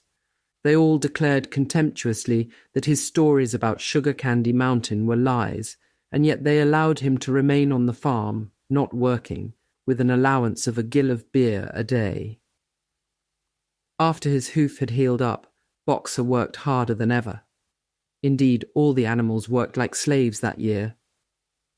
Apart from the regular work of the farm and the rebuilding of the windmill, there was the schoolhouse for the young pigs, which was started in March. Sometimes the long hours on insufficient food were hard to bear, but Boxer never faltered. In nothing that he said or did was there any sign that his strength was not what it had been. It was only his appearance that was a little altered. His hide was less shiny than it had used to be, and his great haunches seemed to have shrunken. The others said, "Boxer will pick up when the spring grass comes on." But the spring came, and Boxer grew no fatter. Sometimes on the slope leading to the top of the quarry, when he braced his muscles against the weight of some vast boulder, it seemed that nothing kept him on his feet except the will to continue. At such times his lips were seen to form the words, "I will work harder." He had no voice left. Once again, Clover and Benjamin warned him to take care of his health, but Boxer paid no attention. His 12th birthday was approaching. He did not care what happened, so long as a good store of stone was accumulated before he went on pension. Late one evening in the summer, a sudden rumour ran round the farm that something had happened to Boxer. He had gone out alone to drag a load of stone down to the windmill. And sure enough, the rumour was true. A few minutes later, 2 pigeons came racing in with the news. "Boxer has fallen. He is lying on his side and can't get up." About half the animals on the farm rushed out to the knoll where the windmill stood. There lay Boxer, between the shafts of the cart, his neck stretched out, unable even to raise his head. His eyes were glazed, his sides matted with sweat. A thin stream of blood had trickled out of his mouth. Clover dropped to her knees at his side. "Boxer," she cried, "how are you?" "It is my lung," said Boxer in a weak voice. "It does not matter. I think you will be able to finish the windmill without me. There is a pretty good store of stone accumulated. I had only another month to go in any case. To tell you the truth, I had been looking forward to my retirement, and perhaps as Benjamin is growing old too, they will let him retire at the same time and be a companion to me." "We must get help at once," said Clover. "Run, somebody, and tell Squealer what has happened." All the other animals immediately raced back to the farmhouse to give Squealer the news. Only Clover remained, and Benjamin, who lay down at Boxer's side, and without speaking, kept the flies off him with his long tail. After about a quarter of an hour, Squealer appeared, full of sympathy and concern. He said that Comrade Napoleon had learned with the very deepest distress of this misfortune to one of the most loyal workers on the farm, and was already making arrangements to send Boxer to be treated in the hospital at Willingdon. The animals felt a little uneasy at this. Except for Molly and Snowball, no other animal had ever left the farm, and they did not like to think of their sick comrade in the hands of human beings. However, Squealer easily convinced them that the veterinary surgeon in Willingdon could treat Boxer's case more satisfactorily than could be done on the farm. And about half an hour later, when Boxer had somewhat recovered, he was with difficulty got onto his feet and managed to limp back to his stall, where Clover and Benjamin had prepared a good bed of straw for him. For the next 2 days, Boxer remained in his stall. The pigs had sent out a large bottle of pink medicine, which they had found in the medicine chest in the bathroom, and Clover administered it to Boxer twice a day after meals. In the evenings she lay in his stall and talked to him, while Benjamin kept the flies off him. Boxer professed not to be sorry for what had happened. If he made a good recovery, he might expect to live another 3 years, and he looked forward to the peaceful days that he would spend in the corner of the big pasture. It would be the first time that he had had leisure to study and improve his mind. He intended, he said, to devote the rest of his life to learning the remaining 22 letters of the alphabet. However, Benjamin and Clover could only be with Boxer after working hours, and it was in the middle of the day when the van came to take him away. The animals were all at work weeding turnips under the supervision of a pig, when they were astonished to see Benjamin come galloping from the direction of the farm buildings, braying at the top of his voice. It was the first time that they had ever seen Benjamin excited. Indeed, it was the first time that anyone had ever seen him gallop. "Quick, quick," he shouted. "Come at once! They're taking Boxer away!" Without waiting for orders from the pig, the animals broke off work and raced back to the farm buildings. Sure enough, there in the yard was a large closed van, drawn by 2 horses with lettering on its side, and a sly-looking man in a low-crowned bowler hat sitting on the driver's seat. And Boxer's stall was empty. The animals crowded round the van. "Goodbye, Boxer," they chorused. "Goodbye." "Fools! Fools!" shouted Benjamin, prancing round them and stamping the earth with his small hooves. "Fools! Do you not see what is written on the side of that van?" That gave the animals pause, and there was a hush. Muriel began to spell out the words, but Benjamin pushed her aside, and in the midst of a deadly silence he read, "Alfred Simmons, horse slaughterer and glue boiler, Willingdon, dealer in hides and bone meal, kennels supplied. Do you not understand what that means? They are taking Boxer to the knackers." A cry of horror burst from all the animals. At this moment the man on the box whipped up his horses and the van moved out of the yard at a smart trot. All the animals followed, crying out at the tops of their voices.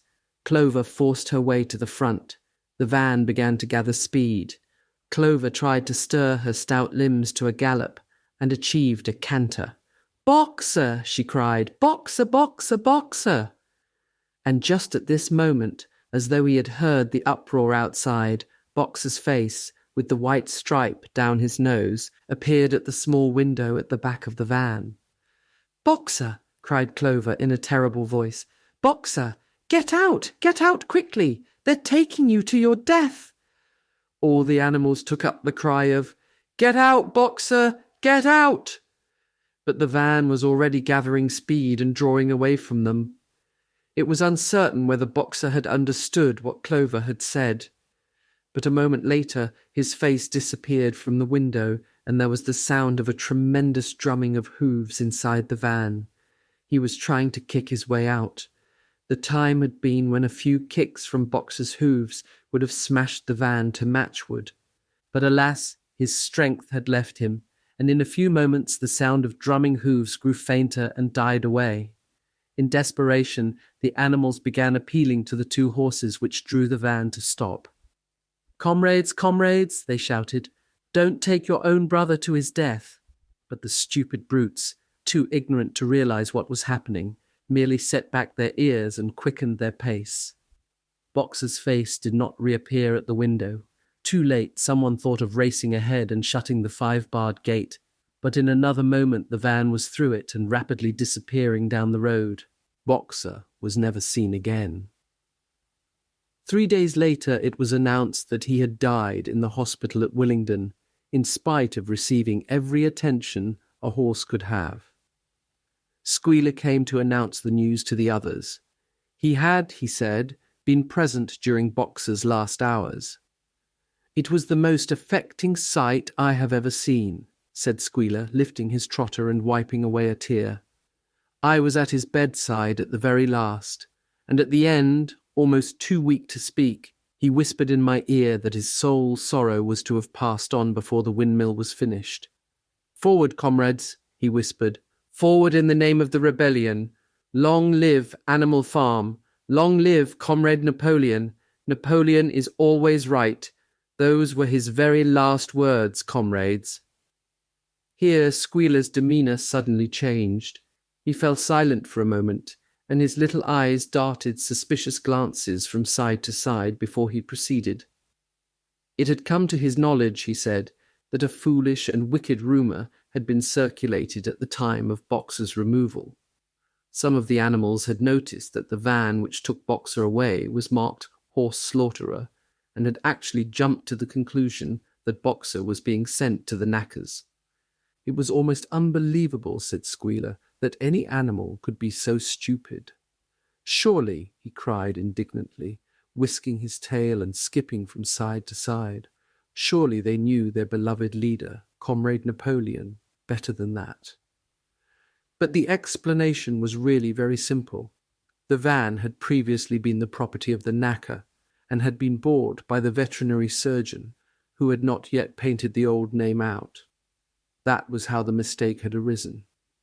The animals were enormously relieved to hear this, and when Squealer went on to give further graphic details of Boxer's deathbed, the admirable care he had received, and the expensive medicines for which Napoleon had paid without a thought as to the cost, their last doubts disappeared, and the sorrow that they felt for their comrade's death was tempered by the thought that at least he had died happy. Napoleon himself appeared at the meeting on the following Sunday morning and pronounced a short oration in Boxer's honour. It had not been possible, he said, to bring back their lamented comrade's remains for interment on the farm, but he had ordered a large wreath to be made from the laurels in the farmhouse garden and sent down to be placed on Boxer's grave. And in a few days' time the pigs intended to hold a memorial banquet in Boxer's honour.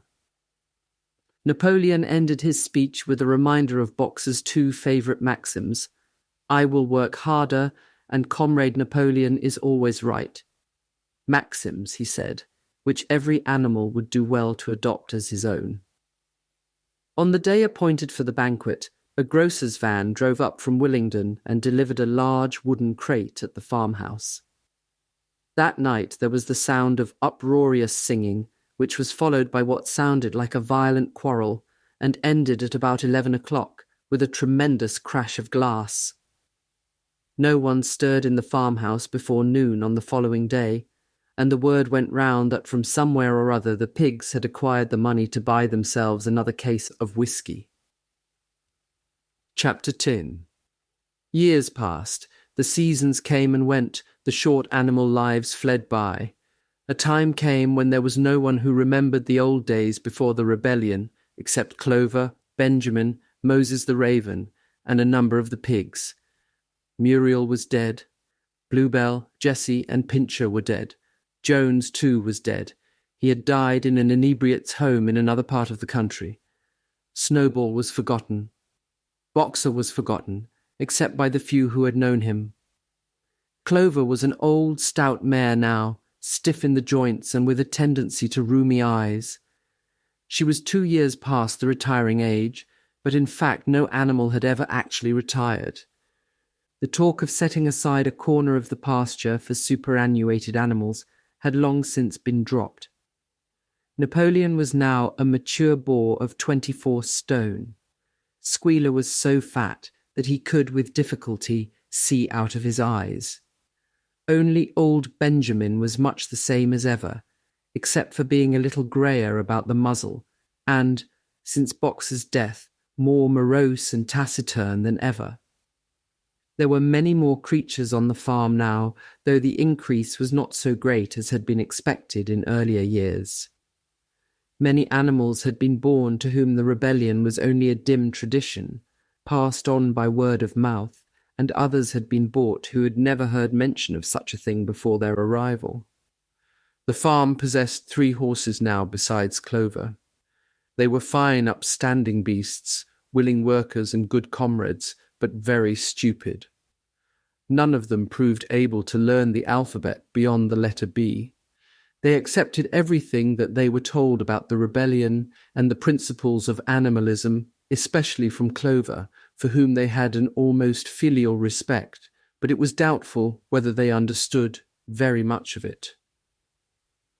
The farm was more prosperous now and better organized. It had even been enlarged by 2 fields, which had been bought from Mr. Pilkington. The windmill had been successfully completed at last, and the farm possessed a threshing machine and a hay elevator of its own, and various new buildings had been added to it. Whymper had bought himself a dog-cart. The windmill, however, had not after all been used for generating electrical power. It was used for milling corn and brought in a handsome money profit. The animals were hard at work building yet another windmill. When that one was finished, so it was said, the dynamos would be installed. But the luxuries of which Snowball had once taught the animals to dream, the stalls with electric light and hot and cold water, and the 3-day week were no longer talked about. Napoleon had denounced such ideas as contrary to the spirit of animalism. The truest happiness, he said, lay in working hard and living frugally. Somehow it seemed as though the farm had grown richer without making the animals themselves any richer, except, of course, for the pigs and the dogs. Perhaps this was partly because there were so many pigs and so many dogs. It was not that these creatures did not work after their fashion. There was, as Squealer was never tired of explaining, endless work in the supervision and organization of the farm. Much of this work was of a kind that the other animals were too ignorant to understand. For example, Squealer told them that the pigs had to expend enormous labours every day upon mysterious things called files, reports, minutes, and memoranda. These were large sheets of paper which had to be closely covered with writing, and as soon as they were so covered, they were burnt in the furnace. This was of the highest importance for the welfare of the farm, Squealer said. But still, neither pigs nor dogs produced any food by their own labour, and there were very many of them, and their appetites were always good. As for the others, their life, so far as they knew, was as it had always been.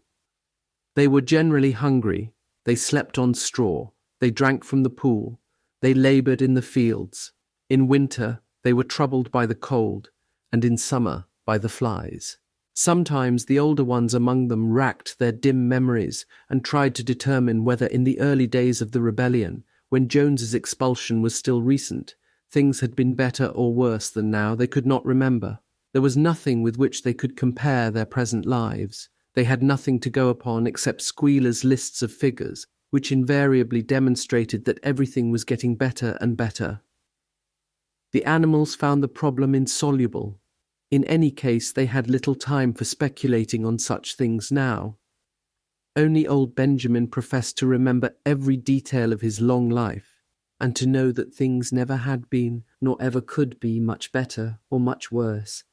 Hunger, hardship, and disappointment being, so he said, the unalterable law of life. And yet the animals never gave up hope. More, they never lost, even for an instant, their sense of honour and privilege in being members of Animal Farm. They were still the only farm in the whole county, in all England, owned and operated by animals. Not one of them, not even the youngest, not even the newcomers who had been brought from farms 10 or 20 miles away, ever ceased to marvel at that.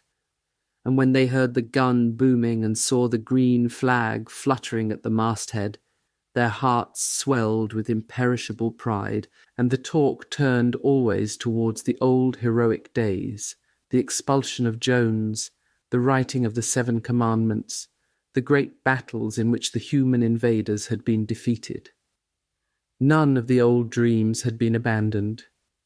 The Republic of the Animals, which Major had foretold, when the green fields of England should be untrodden by human feet, was still believed in.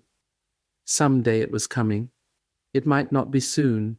It might not be within the lifetime of any animal now living, but still it was coming. Even the tune of Beasts of England was perhaps hummed secretly here and there. At any rate, it was a fact that every animal on the farm knew it, though no one would have dared to sing it aloud. It might be that their lives were hard, and that not all of their hopes had been fulfilled, but they were conscious that they were not as other animals. If they went hungry, it was not from feeding tyrannical human beings. If they worked hard, at least they worked for themselves. No creature among them went upon 2 legs. No creature called any other creature master. All animals were equal. One day in early summer, Squealer ordered the sheep to follow him and led them out to a piece of waste ground at the other end of the farm, which had become overgrown with birch saplings. The sheep spent the whole day there browsing at the leaves under Squealer's supervision. In the evening he returned to the farmhouse himself, but, as it was warm weather, told the sheep to stay where they were. It ended by their remaining there for a whole week, during which time the other animals saw nothing of them. Squealer was with them for the greater part of every day. He was, he said, teaching them to sing a new song, for which privacy was needed. It was just after the sheep had returned, on a pleasant evening when the animals had finished work and were making their way back to the farm buildings, that the terrified neighing of a horse sounded from the yard. Startled, the animals stopped in their tracks. It was Clover's voice.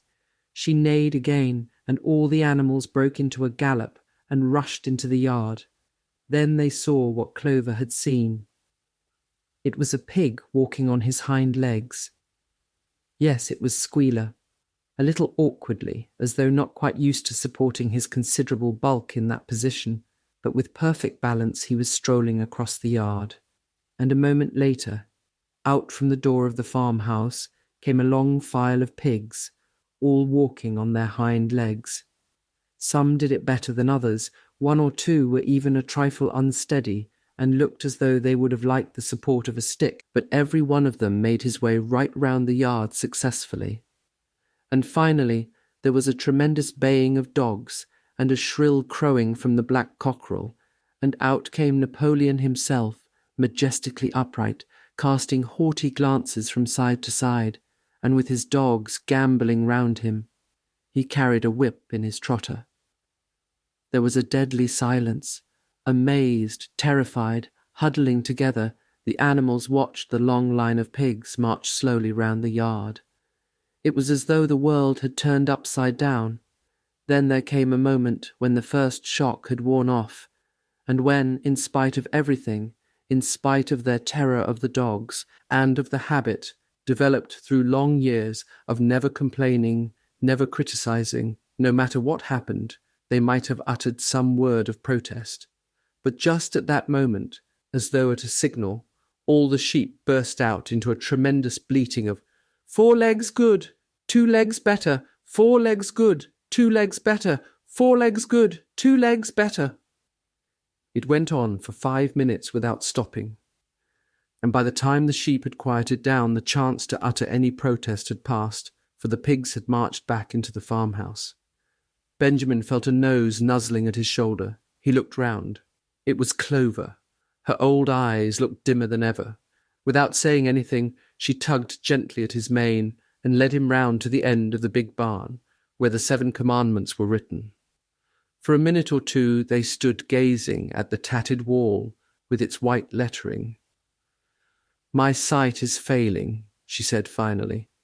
"Even when I was young I could not have read what was written there. But it appears to me that that wall looks different.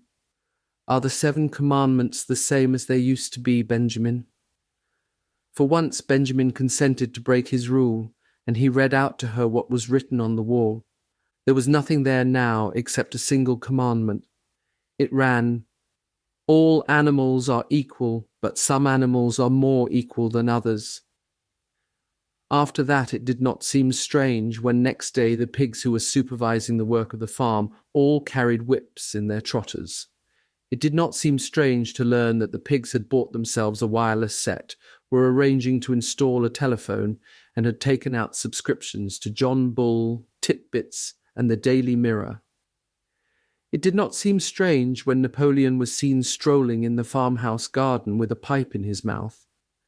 No, not even when the pigs took Mr. Jones's clothes out of the wardrobes and put them on, Napoleon himself appearing in a black coat, rat-catcher breeches and leather leggings, while his favourite sow appeared in the watered silk dress which Mrs. Jones had been used to wearing on Sundays. A week later, in the afternoon, a number of dog carts drove up to the farm. A deputation of neighbouring farmers had been invited to make a tour of inspection. They were shown all over the farm and expressed great admiration for everything they saw, especially the windmill. The animals were weeding the turnip field.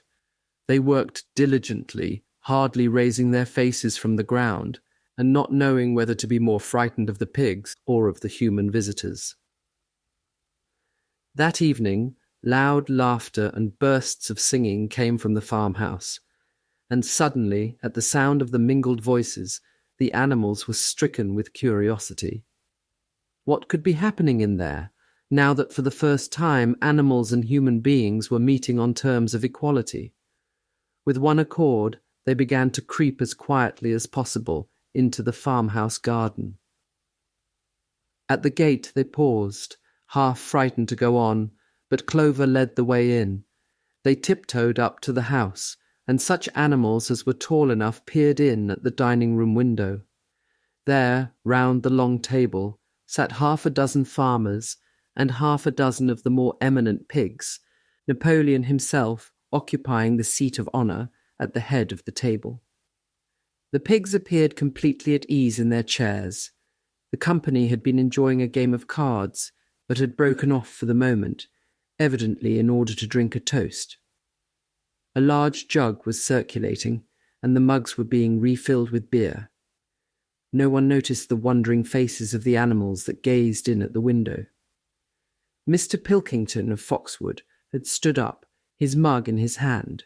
In a moment, he said, he would ask the present company to drink a toast, but before doing so, there were a few words that he felt it incumbent upon him to say. It was a source of great satisfaction to him, he said, and he was sure, to all others present, to feel that a long period of mistrust and misunderstanding had now come to an end. There had been a time, not that he or any of the present company had shared such sentiments, but there had been a time when the respected proprietors of Animal Farm had been regarded, he would not say with hostility, but perhaps with a certain measure of misgiving, by their human neighbours. Unfortunate incidents had occurred, mistaken ideas had been current. It had been felt that the existence of a farm owned and operated by pigs was somehow abnormal and was liable to have an unsettling effect in the neighbourhood. Too many farmers had assumed without due inquiry that on such a farm a spirit of licence and indiscipline would prevail. They had been nervous about the effects upon their own animals, or even upon their human employees. But all such doubts were now dispelled. Today he and his friends had visited Animal Farm and inspected every inch of it with their own eyes. And what did they find? Not only the most up-to-date methods, but a discipline and an orderliness which should be an example to all farmers everywhere. He believed that he was right in saying that the lower animals on Animal Farm did more work and received less food than any animals in the county. Indeed, he and his fellow visitors today had observed many features which they intended to introduce on their own farms immediately. He would end his remarks, he said, by emphasizing once again the friendly feelings that subsisted and ought to subsist between Animal Farm and its neighbours. Between pigs and human beings there was not, and there need not be, any clash of interests whatever. Their struggles and their difficulties were one. Was not the labour problem the same everywhere? Here it became apparent that Mr. Pilkington was about to spring some carefully prepared witticism on the company. But for a moment he was too overcome by amusement to be able to utter it. After much choking, during which his various chins turned purple, he managed to get it out. "If you have your lower animals to contend with," he said, "we have our lower classes." This bon mot set the table in a roar, and Mr. Pilkington once again congratulated the pigs on the low rations, the long working hours, and the general absence of pampering which he had observed on Animal Farm. "And now," he said finally, he would ask the company to rise to their feet and make certain that their glasses were full. "Gentlemen," concluded Mr. Pilkington, "gentlemen, I give you a toast to the prosperity of Animal Farm." There was enthusiastic cheering and stamping of feet. Napoleon was so gratified that he left his place and came round the table to clink his mug against Mr. Pilkington's before emptying it. When the cheering had died down, Napoleon, who had remained on his feet, intimated that he too had a few words to say. Like all of Napoleon's speeches, it was short and to the point. He too, he said, was happy that the period of misunderstanding was at an end. For a long time there had been rumours, circulated, he had reason to think, by some malignant enemy, that there was something subversive and even revolutionary in the outlook of himself and his colleagues. They had been credited with attempting to stir up rebellion among the animals on neighbouring farms. Nothing could be further from the truth. Their sole wish, now and in the past, was to live at peace and in normal business relations with their neighbours. This farm, which he had the honour to control, he added, was a cooperative enterprise. The title deeds, which were in his own possession, were owned by the pigs jointly. He did not believe, he said, that any of the old suspicions still lingered, but certain changes had been made recently in the routine of the farm, which should have the effect of promoting confidence still further. Hitherto, the animals on the farm had had a rather foolish custom of addressing one another as comrade. This was to be suppressed. There had also been a very strange custom, whose origin was unknown, of marching every Sunday morning past a boar's skull, which was nailed to a post in the garden. This too would be suppressed, and the skull had already been buried. His visitors might have observed, too, the green flag which flew from the masthead. If so, they would perhaps have noted that the white hoof and horn with which it had previously been marked had now been removed. It would be a plain green flag from now onwards. He had only one criticism, he said, to make of Mr. Pilkington's excellent and neighbourly speech. Mr. Pilkington had referred throughout to Animal Farm. He could not, of course, know, for he, Napoleon, was only now for the first time announcing it, that the name Animal Farm had been abolished. Henceforward the farm was to be known as the Manor Farm, which he believed was its correct and original name. "Gentlemen," concluded Napoleon, "I will give you the same toast as before, but in a different form. Fill your glasses to the brim. Gentlemen, here is my toast to the prosperity of the Manor Farm." There was the same hearty cheering as before, and the mugs were emptied to the dregs. But as the animals outside gazed at the scene, it seemed to them that some strange thing was happening. What was it that had altered in the faces of the pigs? Clover's old dim eyes flitted from one face to another. Some of them had 5 chins, some had 4, some had 3. But what was it that seemed to be melting and changing? Then, the applause having come to an end, the company took up their cards and continued the game that had been interrupted, and the animals crept silently away. But they had not gone 20 yards when they stopped short. An uproar of voices was coming from the farmhouse. They rushed back and looked through the window again. Yes, a violent quarrel was in progress. There were shoutings, bangings on the table, sharp, suspicious glances, furious denials. The source of the trouble appeared to be that Napoleon and Mr. Pilkington had each played an ace of spades simultaneously. 12 voices were shouting in anger, and they were all alike. No question now what had happened to the faces of the pigs. The creatures outside looked from pig to man, and from man to pig, and from pig to man again, but already it was impossible to say which was which. November 1943, February 1944.